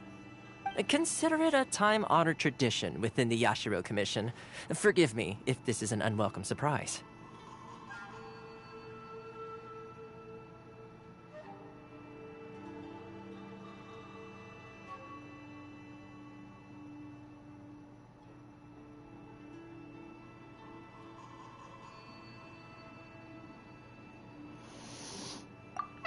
Makes sense. She's a super important person after all. Please forgive my lack of courtesy for receiving you in this fashion, especially following such a long and wearisome journey over the sea. I have awaited your arrival with great anticipation, and Toma assures me that you do indeed possess the power to change the tide of the times. At present in Inazuma, in the name of the Vision Hunt Decree, the people's aspirations are being senselessly trampled underfoot. Though the Yashiro Commission serves the Shogun, it is the people with whom we share close bonds, given the contact we are required to have with them in the performance of our duties. A commission's power rises and falls with the trust of their people. Thus, we cannot remain indifferent to this situation without also remaining indifferent to our own fate. Traveler, lend us your power, and we can... Oh... See, milady, it's just like I said. This will take us nowhere. No, please! Wait! Please, don't go!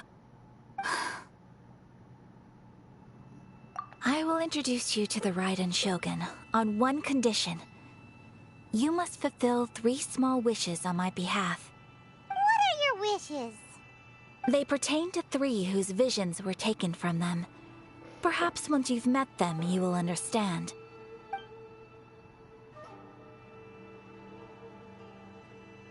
A warrior who guards a village, a former samurai who helped carry out the Vision Hunt Decree, and a swordmaster determined to become the best in the world.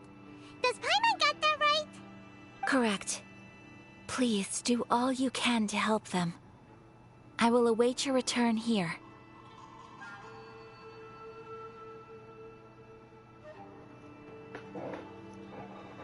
I will do as you wish. Then you have my gratitude. I guess we're going to see how I'm sure you'll do bad great. Inazuma really is.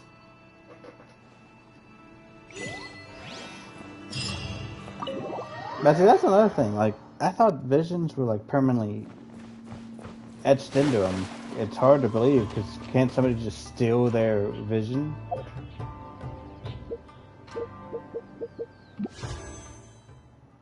Ooh.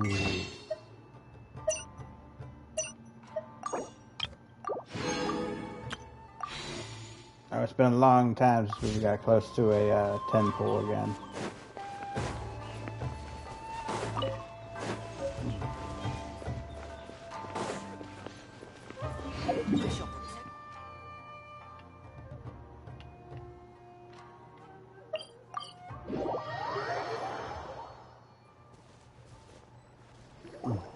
Let's see. Where's the person Ayaka told us about? Why are you doing this? Why leave all of a sudden, after all these years? Precisely. It's much too sudden. We've had no time to prepare. The children are desperate for you to take them out to play. Please, we urge you to reconsider. That must be the guy Ayaka told us about. Let's go over and see.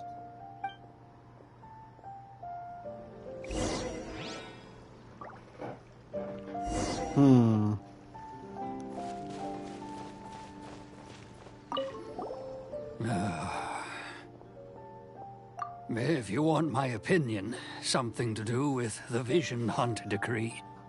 It's clear that Tejima had done nothing wrong, and still they confiscated his vision. After that, he became a completely different person. I can't claim to fully understand it, but I could tell that he'd lost something very important to him.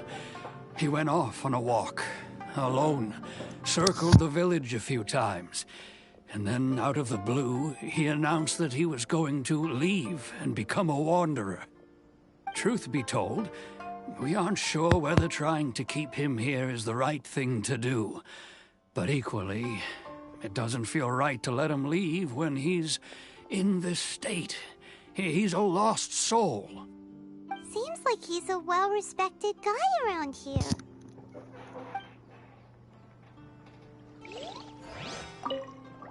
Ah, you must also be here to try and convince Tejima to stay. Tejima has protected this place ever since he arrived here 30 years ago. Dang. Keeping out the treasure hoarders, fending off any monsters that draw near, resolving quarrels between the villagers.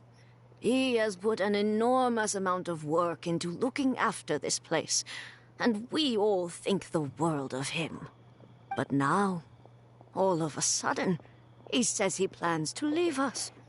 We can't help but wonder, was it something we did? We will gladly apologize if that's the case. All we want is for him to stay. You must be Tejima. So what's made you want to up and leave all of a sudden? Me? It's not a question of why I want to leave, but a question of what reason I would have to stay.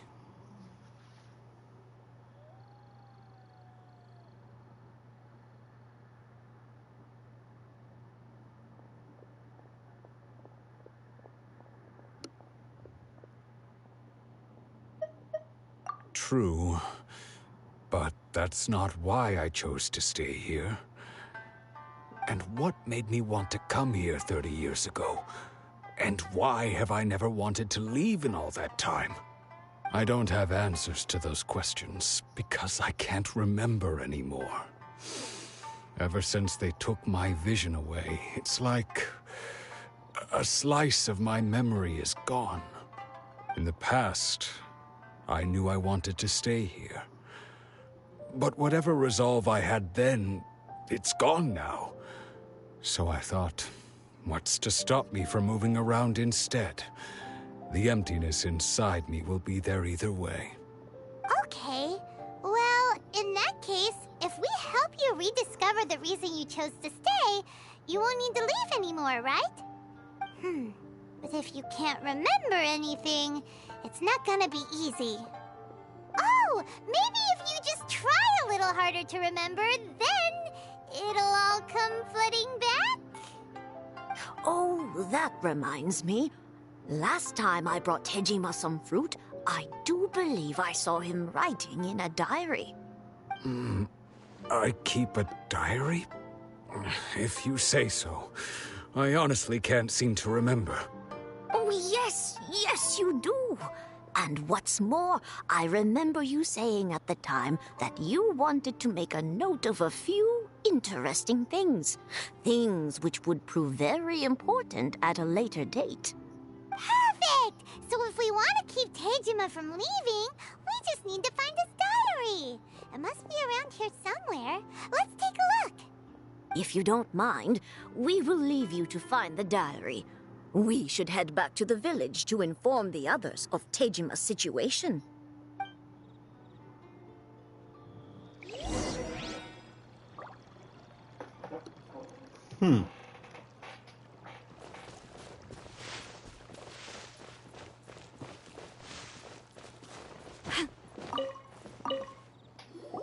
This looks like Tejima's diary, all right.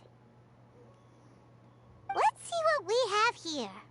Today, the villagers and I got together to cook dry braised salted fish. I messed up and burned mine a little, so I had to pretend that it was black snakehead instead. Today, I helped rescue a kid who had fallen in the water. After I pulled him out, he told me that his best friend Bamboo was still in the water. I searched the water the whole afternoon before finding out that Bamboo was the name of his pet crab. I went kite flying today. The string broke, so I chased after it as fast as I could. I soon realized I was never going to get it back, so I just found somewhere to sit and watch as it flew away into the distance. Seems like your average diary of daily village life. Huh? Wait, there's more! I went to pray at the shrine again today and stayed there a while. The Omamori you gave me has faded a little, but it is still my most treasured possession. Now that's the kind of info we're looking for. Time to pay a visit to the shrine. Alright, to the shrine.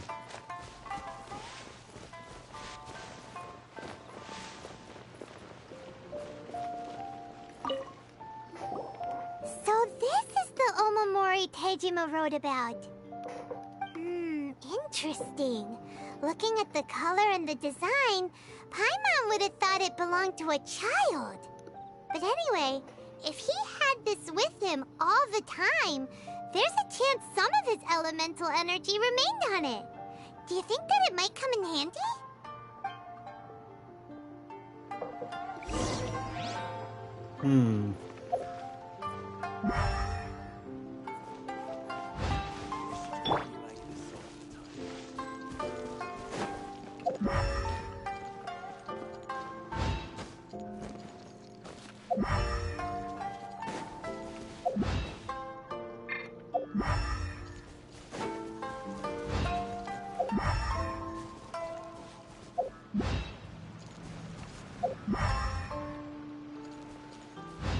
Time to act.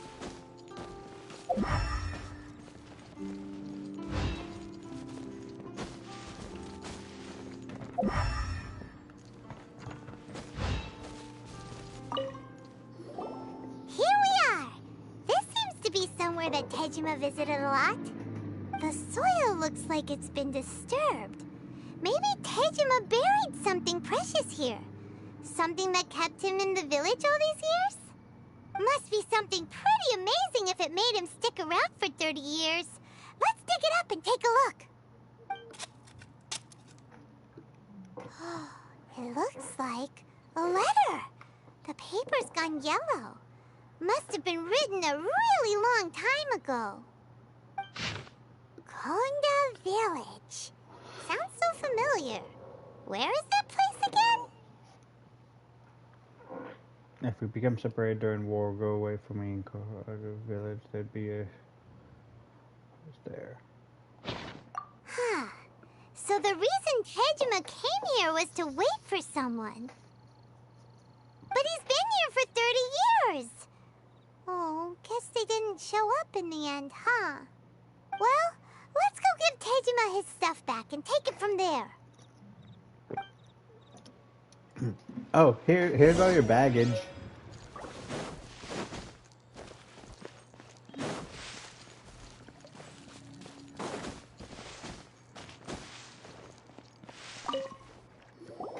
Well, I'll be.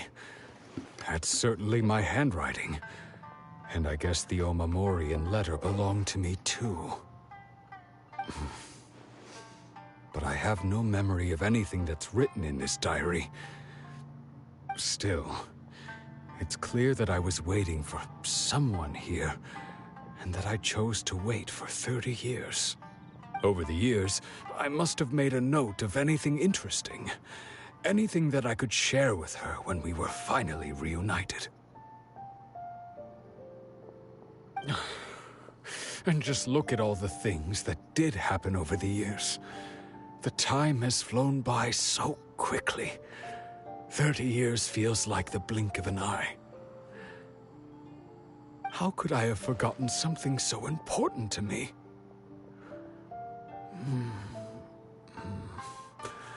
Now that I think about it, when my vision was taken from me, it felt like I'd suddenly been hollowed out.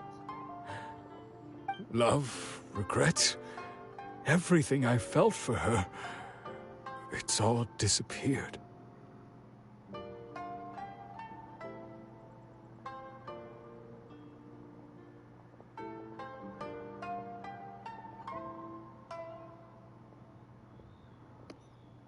No, not especially. After all, I've forgotten who she was. Her face, her voice, the things we experienced together. I barely recall any of it. It's as if she'd never been in my life to begin with. As if all these years have been nothing but a hazy dream. So do you still have plans on leaving? I think maybe not. If this is something I waited most of my life for, I suppose I should carry on waiting. Although, what if she were to turn up eventually, only to find I didn't remember so much as her name? Wouldn't that be upsetting for her? When I think about it like that, I do feel a slight tinge of sadness in my heart. How curious. Why am I thinking like this when I don't even remember who she is? It's just like that feeling of emptiness. The feeling that something is missing. Thank you both for helping me reconnect with my reason for staying here. I shall remain here and keep waiting for her. Tejima seems to be dealing okay, but still, it makes Paimon really sad. Seems it's just like Ayaka and Tomo were saying. If you lose your vision, you lose all your hopes and dreams too. That certainly explains the state Tejima was in earlier. At least we were able to help him, weren't we? Well, let's go find the next person. Alright. According to Miss Kamisato, the second one who lost their vision is a samurai from the Tenryou Commission.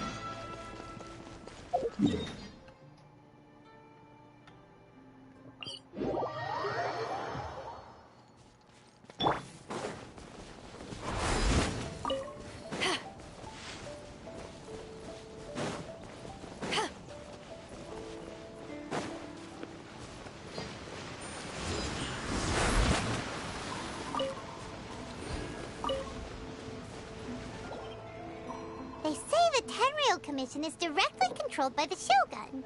They're the ones responsible for maintaining law and order in Inazuma, the ones actually enforcing the Vision Hunt Decree. But why would they take action against one of their own?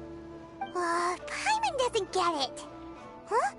There seems to be some commotion over there. Let's go see what's happening. I'll ask one more time. Do you intend to withhold this month's emergency provisions? The entire clan is counting on that food. We demand an explanation. How many times do I have to say it? I don't know anything about emergency provisions. You dare deceive us? Those provisions are essential. Do you understand? Not some goods to be pocketed by greedy samurai.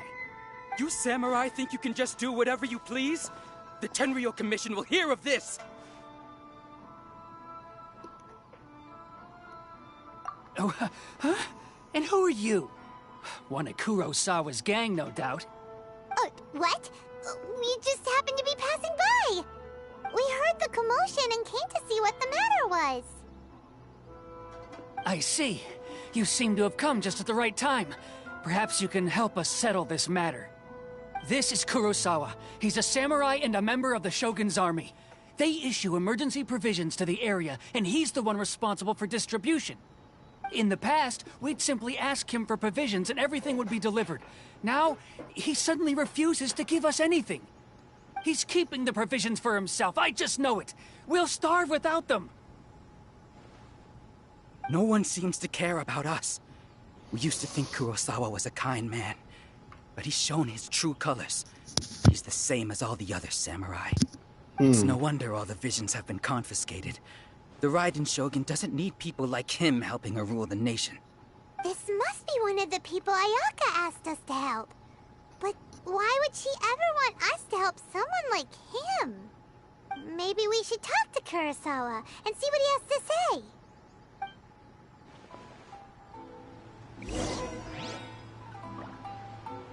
Don't worry. Natsuko will be fine. Natsuko... She's still okay?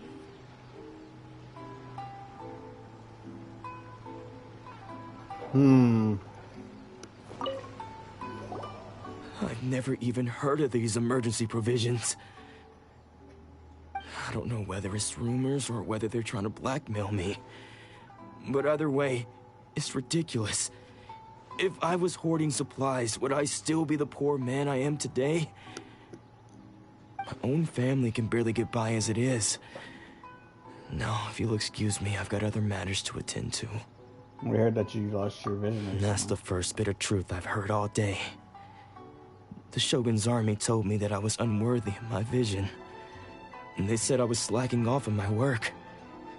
Apparently, I'd even disappointed the Raiden Shogun.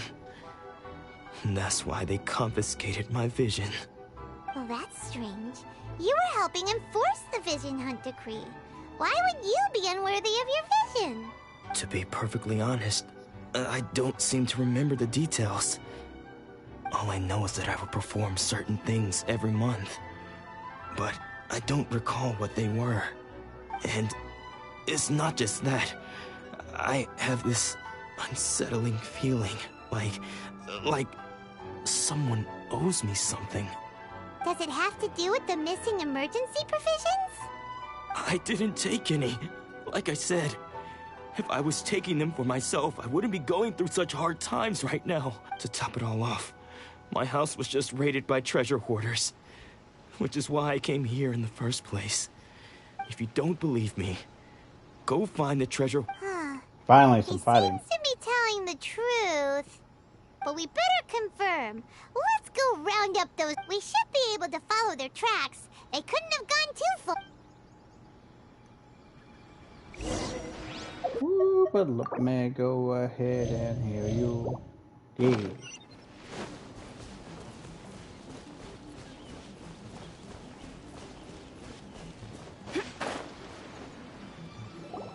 We really outdid ourselves this time. All those samurai houses packed with goods. We really hit the jackpot. I mean, besides that one house. You haven't seen anything yet. There'll be a lot more where this came from. Today's just the beginning.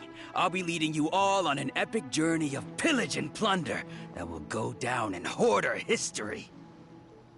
You demand, boss! These seem like the treasure hoarders we're after. Let's teach them a lesson!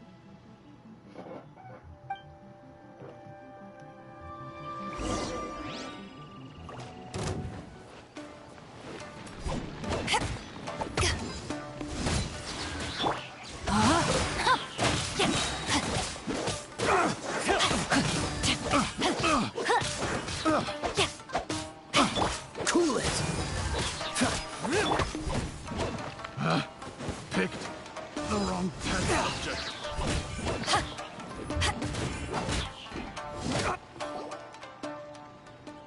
Oh, there goes all the Mora. We worked hard to steal that, you know? Come on, boss. Think of something. Not bad, kid. You ever think of joining the treasure hoarders? We could use someone Kurosawa. Oh, I remember. So he's the one who sent you after us, huh? Just our luck. I knew he shouldn't have hit that place. So what did you see inside? Was it stuffed with food supplies? Food supplies? You kidding? That place was a complete mess. All we found was a strange-looking box, hopefully with valuables inside. I didn't want anyone else to see it, so I was planning on opening it myself once we got back. But now that you've caught us, how about we make a deal? That little box for our freedom. What do you say? You've got a deal. Now show us what's in the box. Huh? What the? There's nothing in here but IOUs! Yeah, a lot of them too. And they all seem to be made out to the owner of a general goods store, a Miss Aoi. We're talking tons of Mora here. We better talk to this Miss Aoi and get to the bottom of this. As for you guys, you're free to go. Just pray that our paths don't cross again. Yes, of course. So, we redeemed ourselves for some IOUs. Does that mean we broke even? Shut it. Let's just get out of here.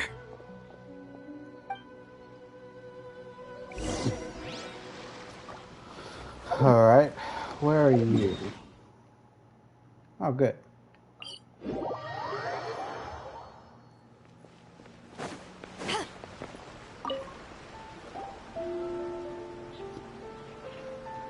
Welcome to Tsukumomono Groceries. We've got everything you need. Can I help you find something? Or perhaps there's something you want to inquire about? Ah, so you're friends of Kurosawa, I take it? Perhaps you're here to pay off his debts. Whoa, whoa! Let's not get ahead of ourselves. We're just here to learn where they all came from. How did Kurosawa end up owing you so much money? Did he buy anything super expensive here? Let me think. Kurosawa would come regularly to purchase large quantities of foodstuffs. He'd always put the payment on his own account. However, the price of provisions began to skyrocket recently, and his salary was no longer enough to cover the cost. So, he started writing out IOUs to cover whatever he couldn't afford of the usual amount. So that's how he was getting those emergency provisions. But why did he have to purchase a usual amount? If the price is increased, couldn't he just buy less? Well, if you think about it, the citizens receiving the emergency provisions must have been carefully calculating how much they needed to sustain them each time. Kurosawa thought that it would be quite the disappointment for them if they found they didn't have enough, especially after such long and careful planning.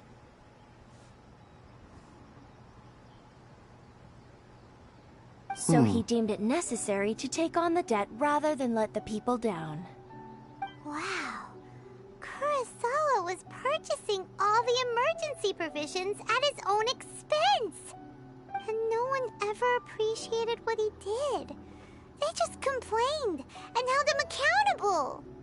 People's attitudes will always reflect their circumstances.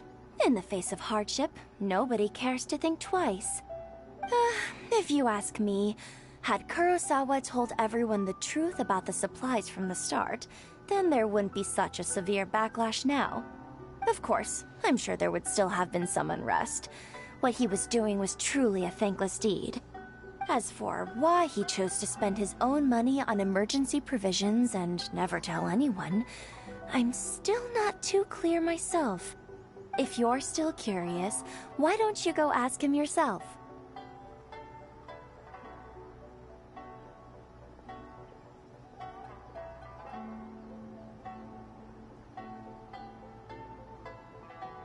I see.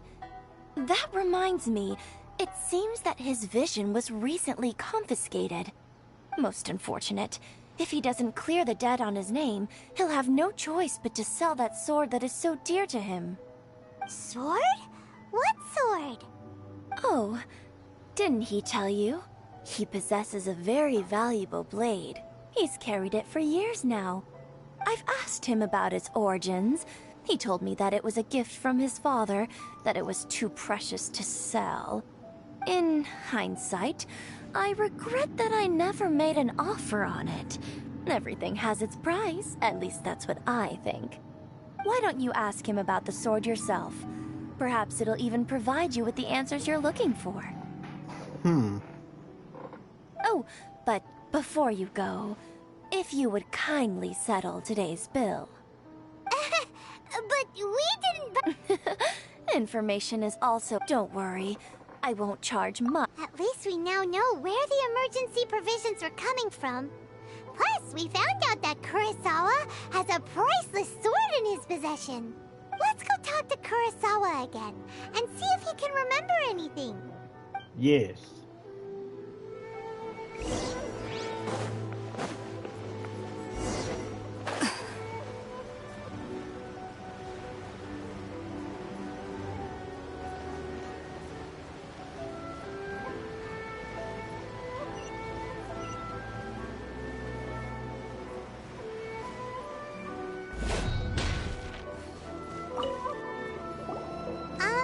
What are you doing here all by yourself?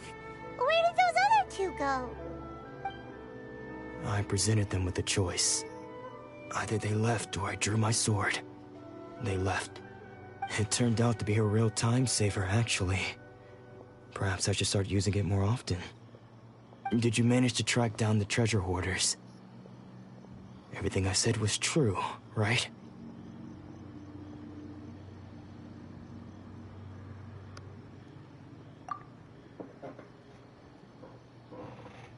That just about sums it up. It turns out that you really were distributing emergency provisions, but they were all purchased at your own expense. Strange. Is that really the kind of person I was? I don't really have any such recollection. Even after all you've told me, I still don't remember anything. Why was I purchasing emergency provisions for everyone? And why would I put myself in such a difficult situation? I really don't understand. But I cannot deny that when I brandished my sword to scare those two away, I could sense that my body was somehow reluctant to do so. And this sword was once wielded by my father. I remember once when I was young, I wanted to sneak out with the blade and show it off to the kids next door. My father ended up catching me in the act and scolded me severely. What did he say?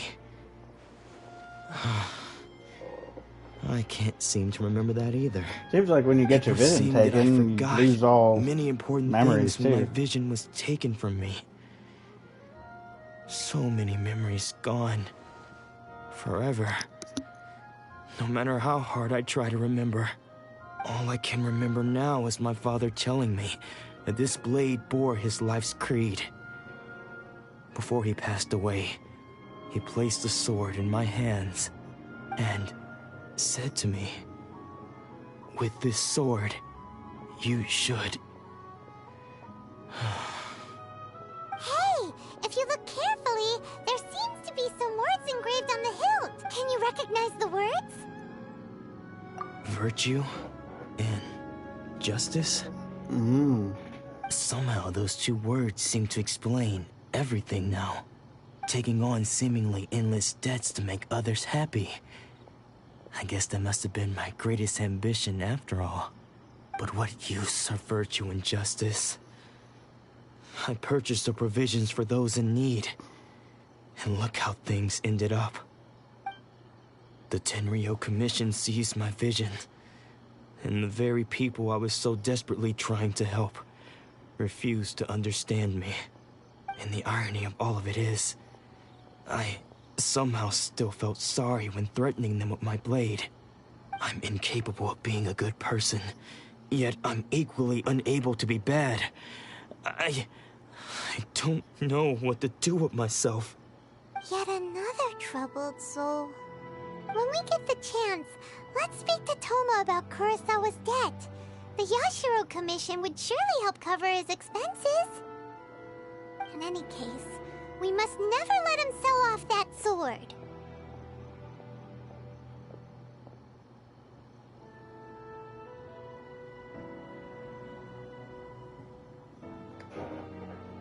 Yeah, seems like losing all ambition is a terrible experience. Fortunately for us, you don't have a vision. Let's go find the next poor soul.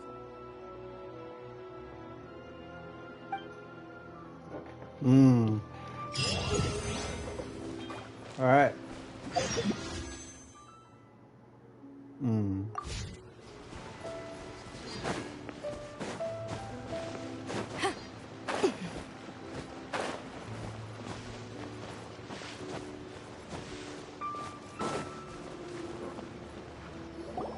The third person who had their vision taken is supposed to be a famous sword master around these parts. Paimon heard that he's the present-day master of Meikyo Shisui art. Sounds pretty impressive. This is his dojo. Luckily, there's some people around. Let's go talk to them. Nanako, don't worry. Sensei will be fine. Those thugs that challenged the dojo were strong, but he fought them all off in the end, didn't he? Maybe, but I'm still worried about him. Things have gotten dangerous before in the past, but it's never shaken him. This time, though... It's just because he's been possessed, that's all. Once the exorcism has taken place, he'll be right as... Hey there! Did something happen? Who are you? I don't care whether you're trespassers or just here to harass us while Sensei is impaired. Get out of here immediately! Don't make me draw my blade, or you won't live to regret it. No! You got it so wrong. We just came here to... Disciples? Yep. We've heard all about the mighty master of Meikyo Shisui art. It's the whole reason we came all this way, to seek him out and ask him to train us. But then we got here and overheard you talking about how he got possessed or something? From the way you're dressed, it doesn't look like you're from around here. Please, accept my apologies. We've had so many people trying to cause us trouble recently that we're on high alert. You haven't arrived at the best of times, I'm afraid. Sensei got possessed recently, and he's still recovering. He's not able to take on any new disciples for the time being. We can wait till he's recovered. I see you are earnest in your pursuit. Okay, how about this? My fellow disciple Nanako and I will explain Sensei's situation to you in a little more detail. Then you can decide whether to stay or to leave. Sensei's name is Domon, a name I'm sure you've already heard. Though self-taught, he mastered the art of the sword to a high level. He then proceeded to defeat many other prominent sword masters, never losing a single fight. He once said that his goal was to become the best sword master in the world. Oh my god, if Zoro even comes while out of training there. us, he continued to hone his own art. His fervor truly inspired us, and we trained hard, determined to keep up with him. But then... Not long ago, Sensei had his vision taken away. He hasn't been the same since. He says the strangest things over and over, and he refuses to let us train. Junya and I have discussed it, and we both think that he's being possessed by an evil... But if I'm honest, I still have my doubts over whether he'll completely recover. The Grand Narukami Shrine? What's that? You haven't heard of it? It's the largest shrine on Narukami Island. Oh, the one with the mystic The head beam? shrine maiden is reputed to have very close ties with the almighty Shogun herself. Not that we'd have any means of involving the head shrine maiden, of course. But even one of the ordinary shrine maidens from the Grand Narukami Shrine would have clear power and authority to perform an exorcism. So don't worry, Nanako. Sensei is going to be just fine. The exorcism will take place this evening. You're both more than welcome to... So, losing your vision can cause possession?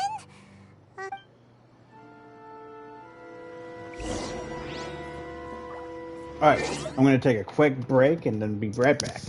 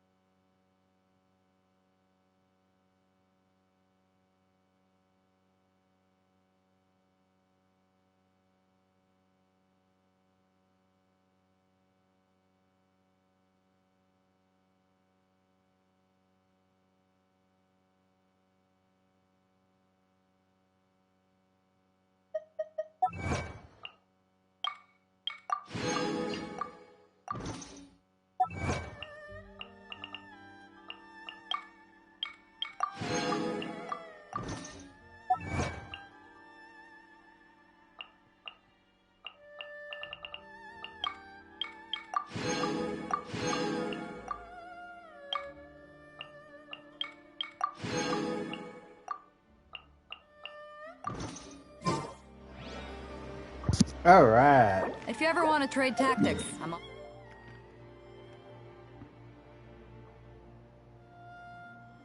always ready.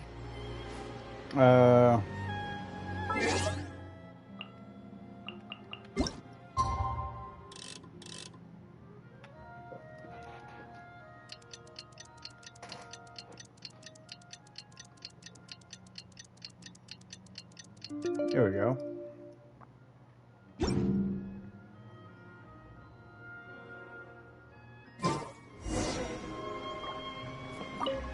Shh. So you decided to come. It's a good thing you didn't arrive any earlier. You would have had to witness Sensei in one of his fits of madness.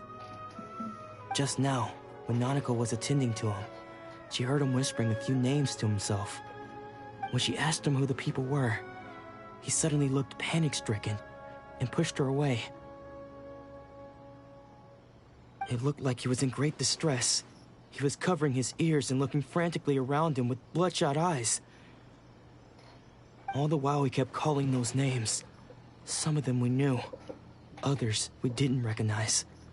But they all seemed to be the names of sword masters he had defeated in the past. One of them was Anzai. He used to be a fellow disciple of Sensei's. His senior, in fact. But Sensei defeated him in a duel many years ago. And he has been a wanderer ever since. Sensei wouldn't stop calling his name. Thankfully, the Shrine Maidens managed to subdue him.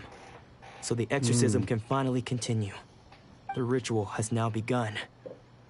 All we can do is patiently await the result. Here's hoping Sensei will be back to his normal self very soon. Please, excuse me for a moment while I fetch some water.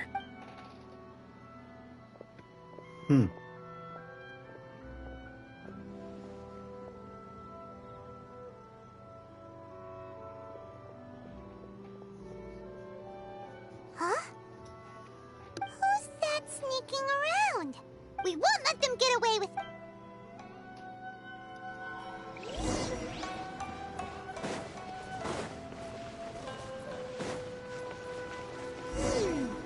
Seems they aren't here. Should we keep going further up?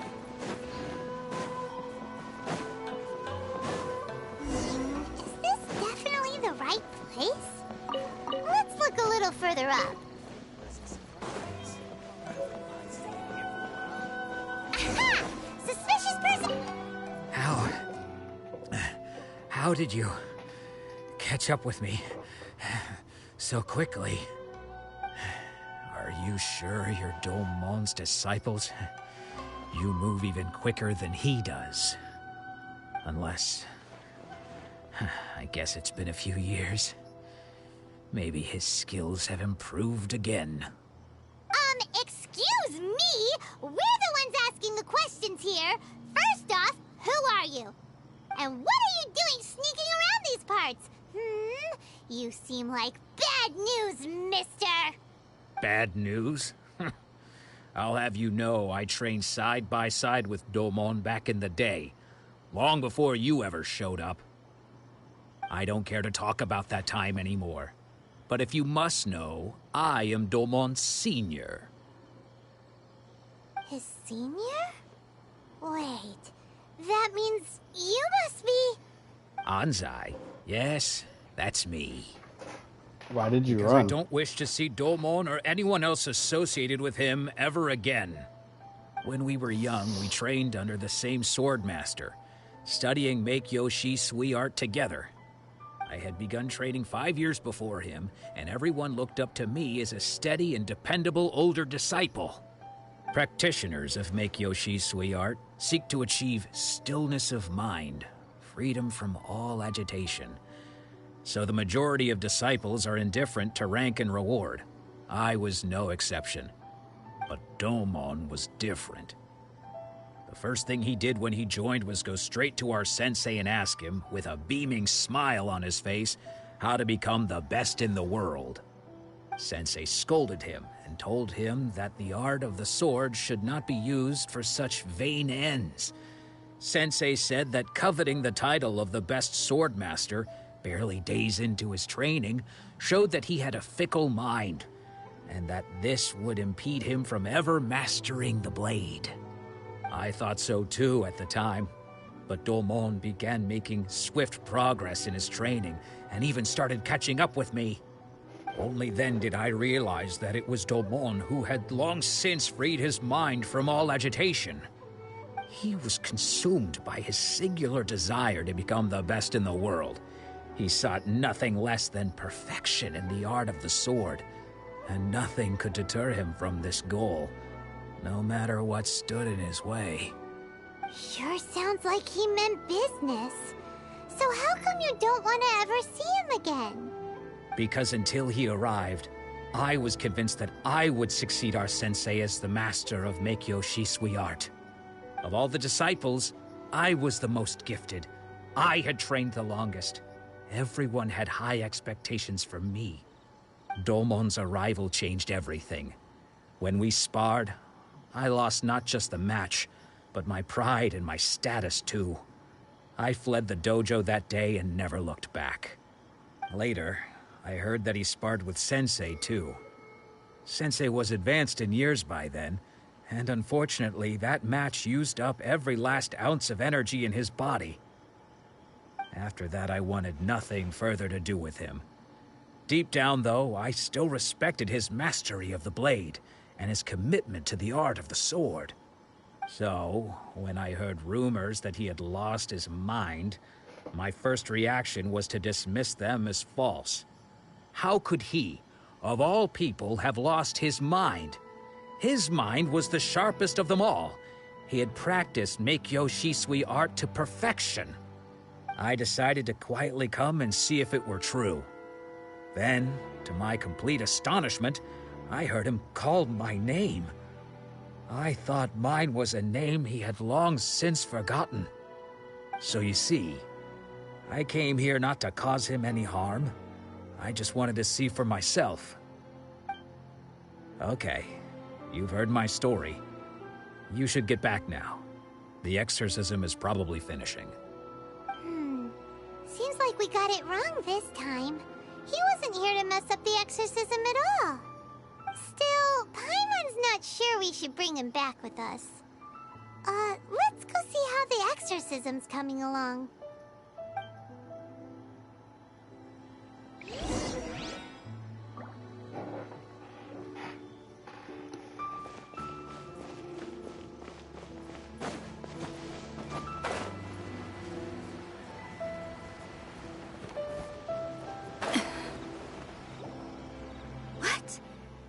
You're saying he isn't possessed?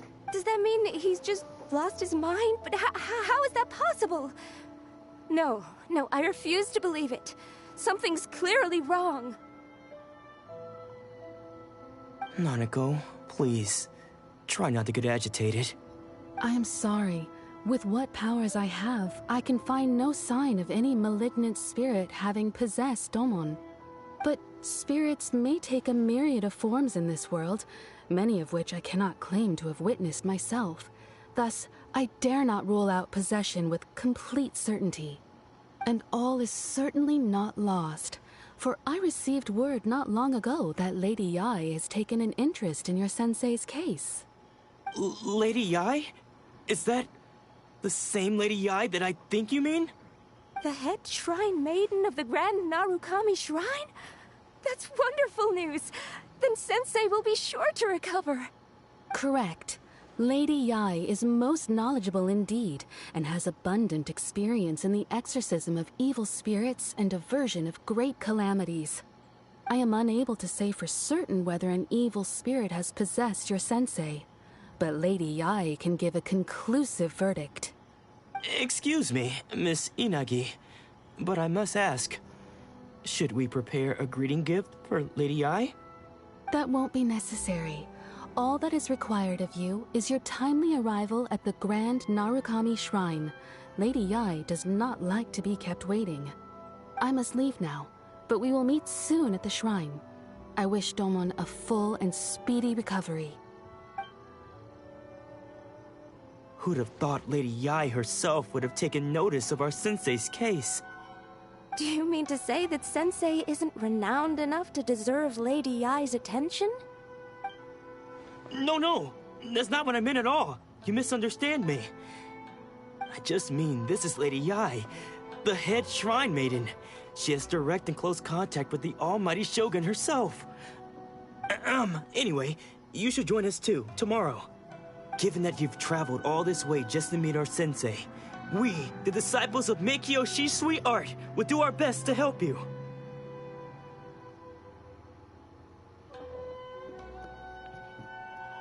Sure! After all, everyone seems pretty excited about Lady Yae. We're gonna get this curious done. to meet her too. Who knows? Maybe we'll be able to find out a thing or two about the Raiden children from her. I mean, she's the priest. Maybe she'll be forthcoming with the info. Oof. Alright, I guess this is the start of the stairs.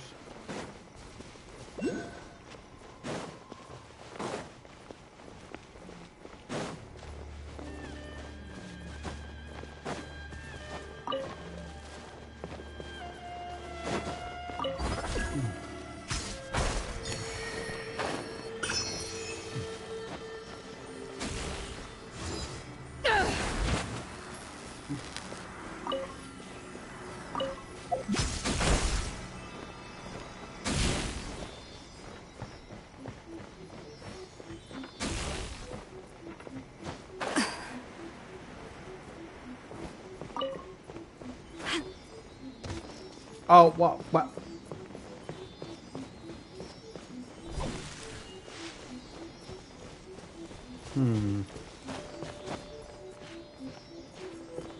Okay.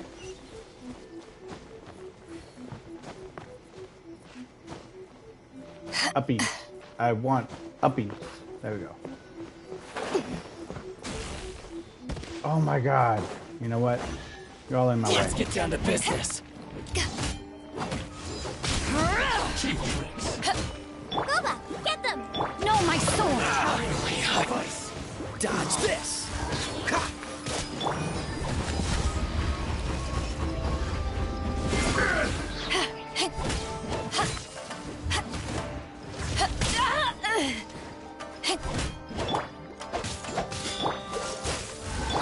Reese, nice and spicy. Eat this! I'm ready. Reese, you!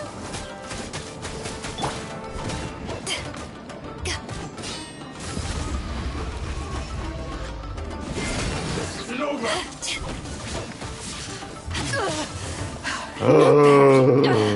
Crew, set sail for home.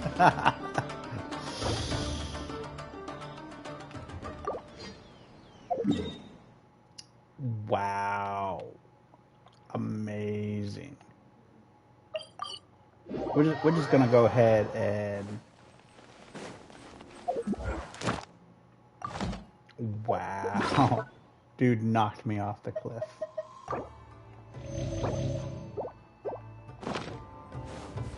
Alright.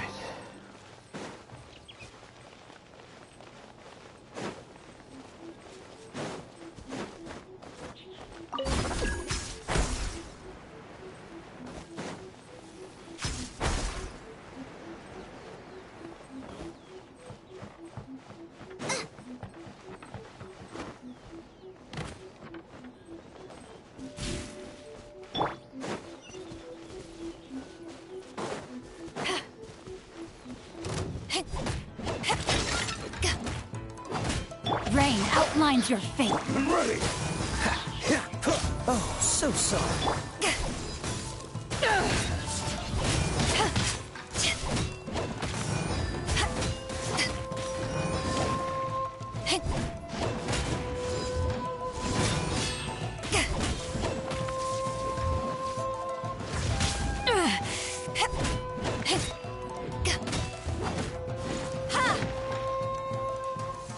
Eat this. Cut down. Like this. The more the merrier. First round's on me.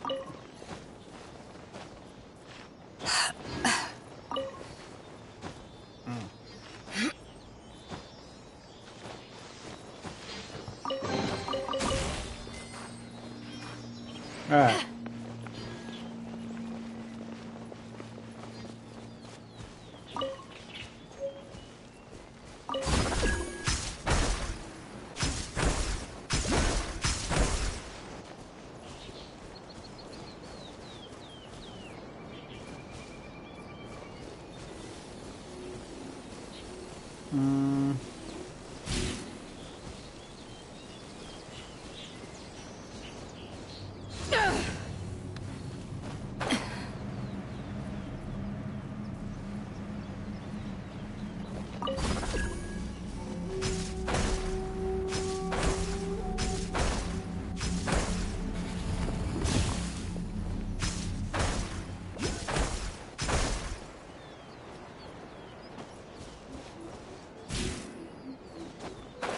Almost there.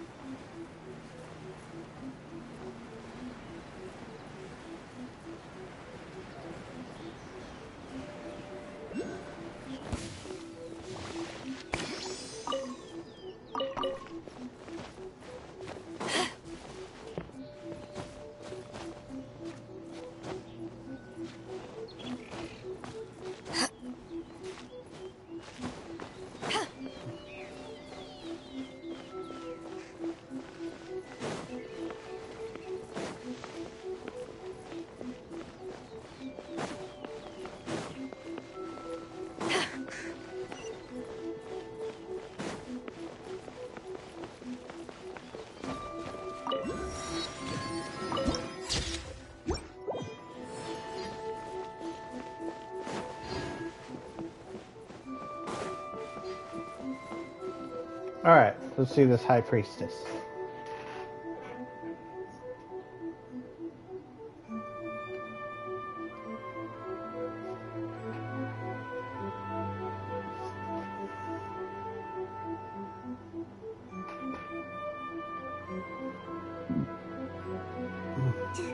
Do you think that's Lady Yai? Oh, no wonder Junyo is so excited. She has a really striking presence. Also, is it just Paimon? Or did she look right at us just now? It was probably nothing. It's not like she's ever seen us before. Keep away. Keep away from me. I gave up the art of the sword.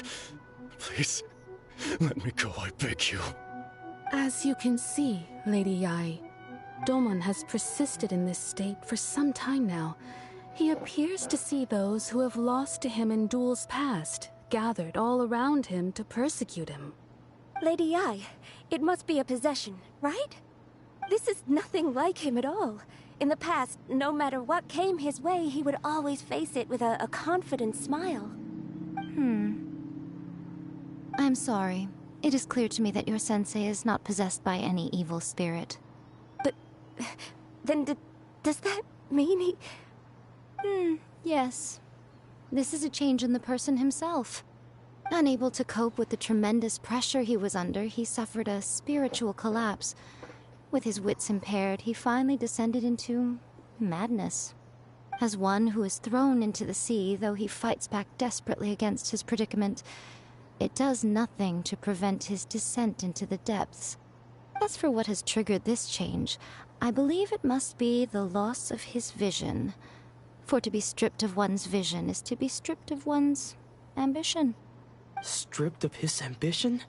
But Lady Yai, even without his ambition, why should he suffer such a dramatic change? How does that explain his descent into madness?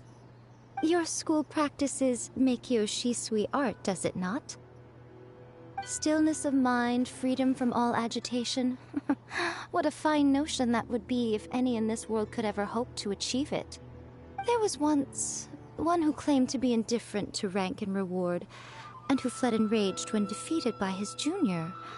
And then there was an aged swordmaster who was aggrieved enough that he crossed blades with a disciple he himself had taught. Then, what of the one who crossed blades with his own sensei and beloved fellow disciple, and defeated them both? Can one truly remain unagitated, of still mind in moments such as these? Lady I'm not sure I understand. The path of the swordmaster is filled with twists and turns. It is no small undertaking to pursue the position of greatest swordmaster in the world. It requires one to take their sword firmly in both hands and cut down the hopes and dreams of others, even those of one's closest companions. Only a deep commitment to his ambition to become the best made it possible for him to rise above the pain of these encounters, to focus on the way ahead. When that ambition disappeared, he began to doubt himself. As he battled his growing anxiety, he slowly descended into the state you see him in now. Much like a certain fatally flawed friend of mine. Poor Sensei. To think he's been suffering so greatly. I'm sorry. It's all my fault. Father, Sensei, Ansai. That's enough. Huh? Isn't that Ansai? Where did he come from? Did he follow us the whole way here? Ansai, why are there two of you?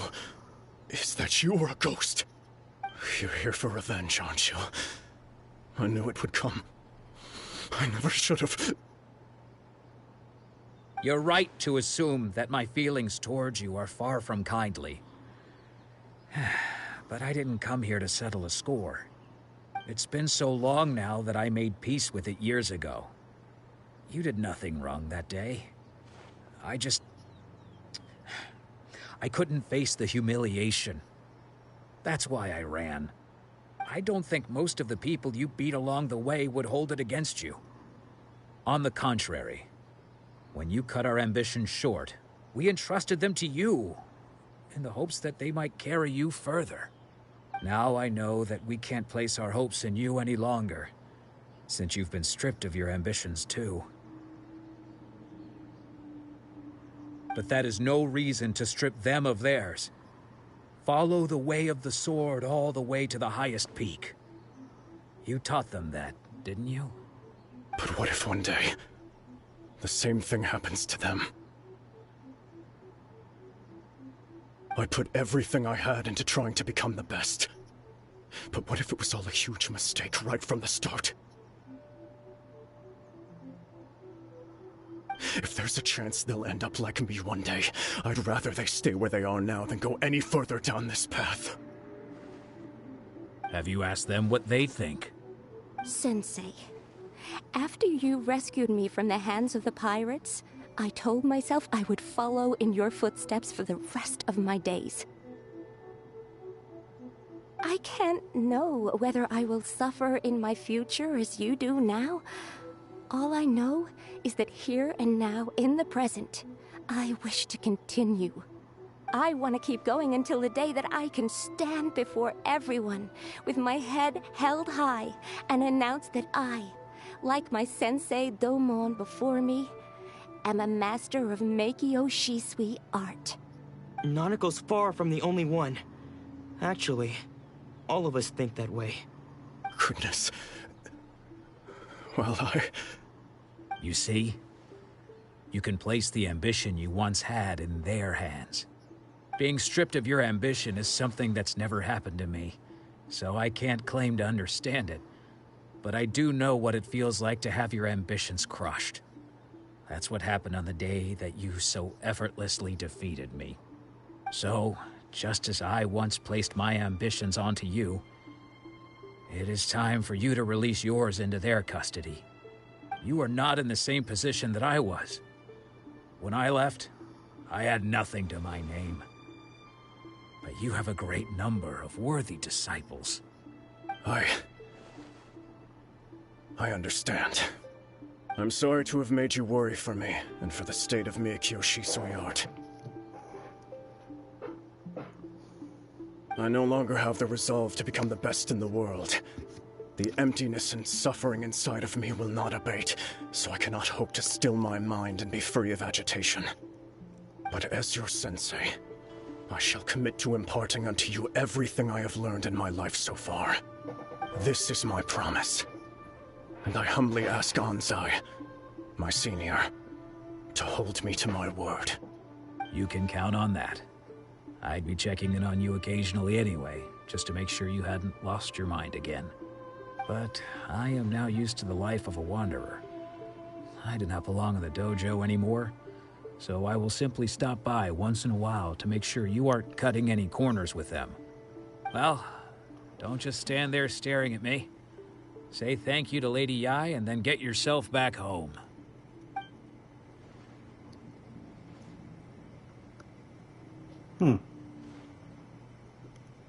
So even though his ambition was taken away, his disciples can take it over on his behalf.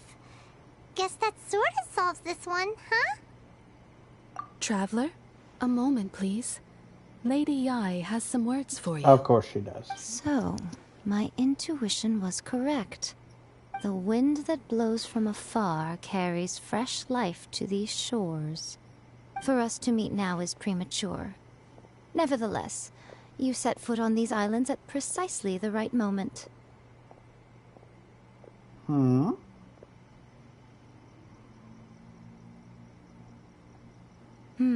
I have high hopes for you, child. Don't disappoint me. Ooh, Lady Yai seems to have taken a real interest in you. She seems super mysterious. Paimon's so curious what she really meant by all that.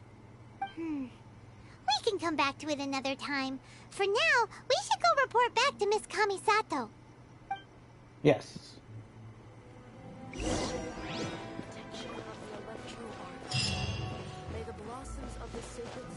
Oh.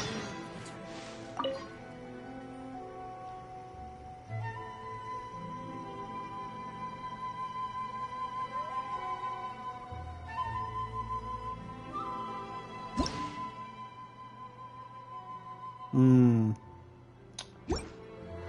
Okay, so this is where I spend the things at. Okay.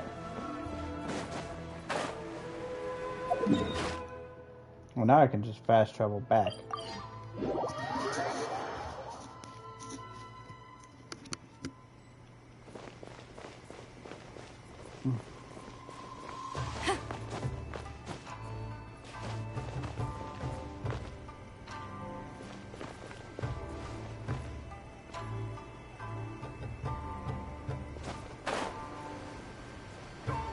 If there's anything you wish for, I literally don't know where this thing is. It says there's one here, but I don't see it. Oh, Ayaka! Guess who fulfilled all your wishes? Huh? Ayaka! Huh? Huh?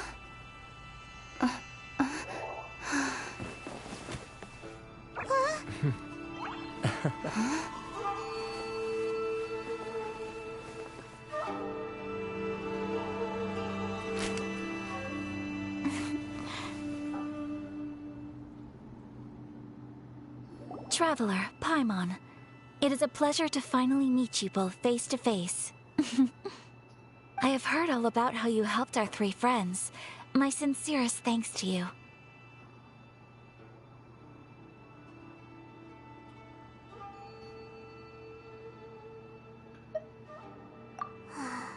Yeah. Short of getting them their visions back, it seems like there's no way to really help them. Ayaka, how come this time you get to come out and meet us in person? Because now that you have done the 3 things I asked of you, I consider you to be my friends. As you will observe, I dispense with the screen for Toma also. Mm-hmm. Wait a second. But isn't Toma your, servant? Paimon's happy to help and all, but Paimon sure as heck did not sign up to be a servant. Oh. Paimon, you are most entertaining. Toma is first and foremost my friend, and was so before he ever became my attendant. Oh, okay then. Ayaka, you seem pretty different out in the open compared to how you are behind the screen. Alright, we can be friends.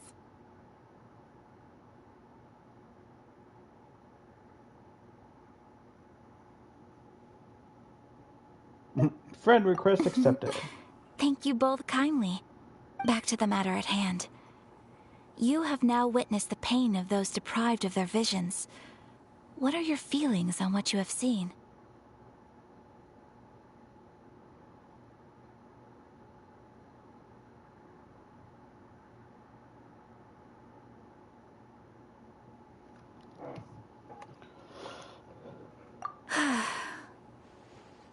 Perhaps in the eyes of a deity such as the almighty Shogun, the lives of those who inhabit the world are inconsequential.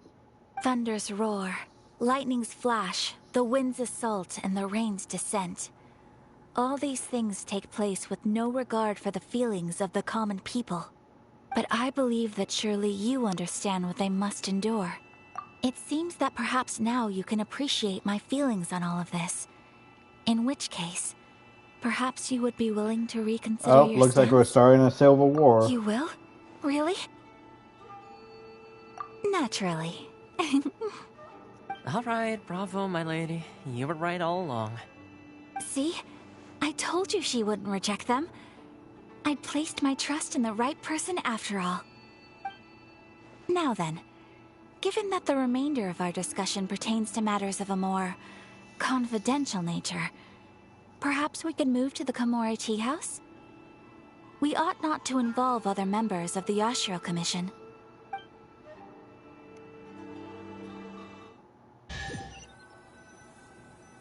Well, here we are again. Please continue without me. I'll keep watch. So, what's the deal with this place anyway? What makes it your favorite meeting spot? This is land that was gifted to the Yashiro Commission by the Shogun. The Kamisato clan has the exclusive right to plan, build, and repair any property on this land, and even to allow or deny access. Such privileges exist due to the Yashiro Commission's role in managing ceremonial affairs. Oftentimes, it is not appropriate to discuss details in front of bystanders. Oh, Paimon gets it! Gotta keep a bit of mystery, right? Once the number of ceremonial affairs conducted in the city began to decline, our forebears built a tea house here. Only members of the Yashiro Commission are permitted to come and go as they please. Makes sense. Perfect place for a secret base. In any case, we can talk freely here. I presume you have a few questions that you wish to ask me?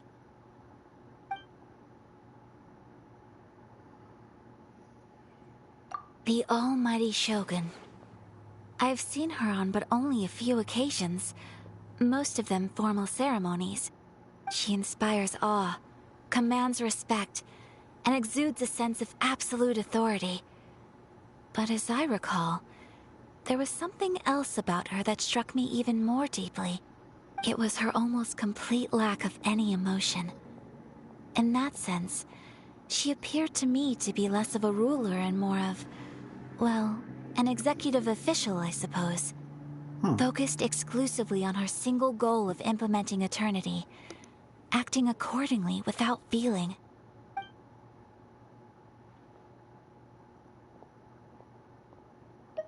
Of course, we have tried on numerous occasions. Unfortunately, each time a proposal to repeal the decree arrives at Tenshukaku, it is promptly vetoed by both the Tenryou Commission and the Kanjo Commission, and subsequently scrapped. They invariably adopt a stance of unconditional support for the Shogun's decisions. They have no interest in discussing anything. It almost makes one wonder whether they had a hand in the Shogun's sudden decision to issue the Vision Hunt Decree. The issue is this. For the vast majority of people, the Vision Hunt Decree is something that has no implications whatsoever.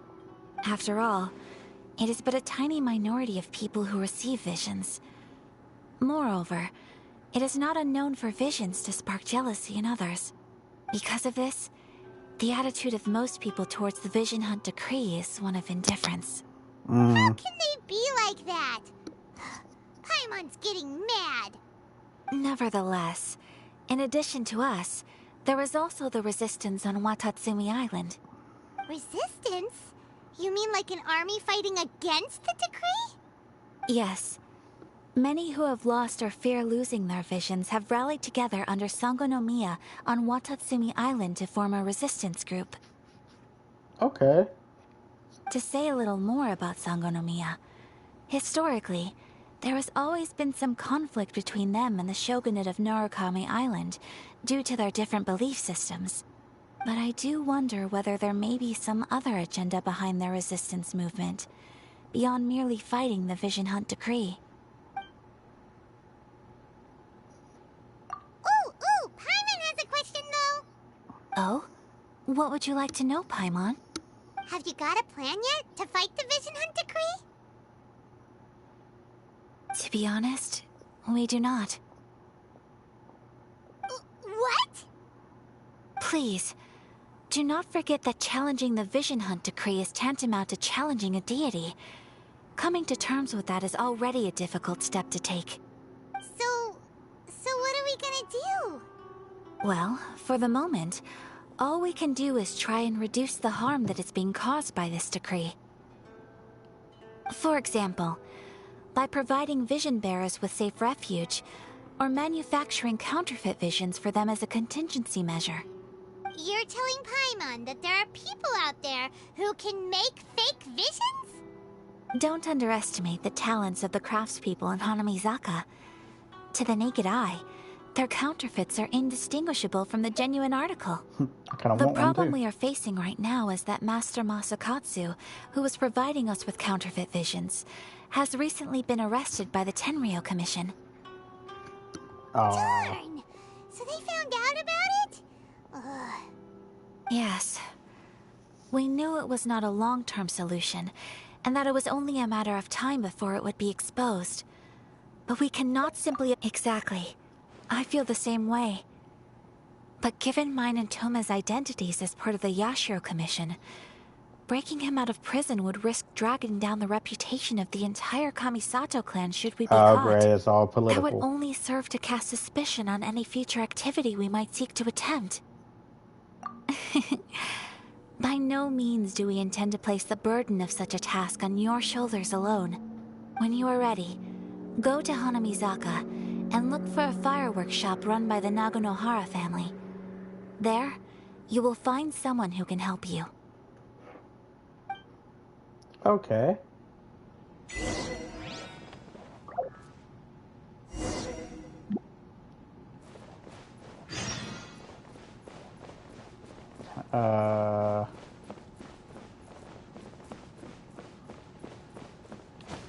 Aha!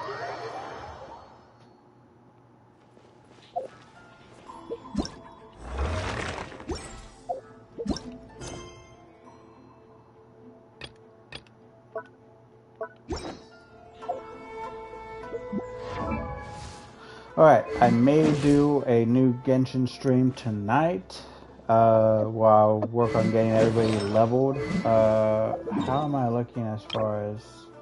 Okay, I got 14. That should be enough to get everybody to par. Weapon-wise, too.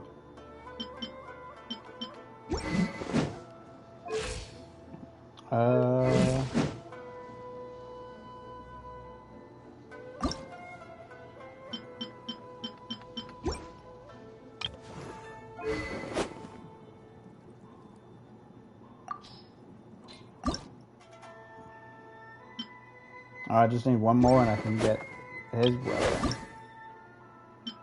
Need 3 of those and one more slime green. 3 of those and oh, it's the same. Alright. Alright everybody, I'm going to end the stream here. I hope you all had fun. So did I. And if you did have fun, leave a follow. Tell your friends. Let's grow that legion. Help me get to 40 followers. And I can only do that with your help. So I hope you have a great rest of your weekend. And I will see you later with a random stream. And then possibly another Genshin stream. And then tomorrow we have Genshin again. So stay tuned. As always, I hope you have a great weekend. Bye.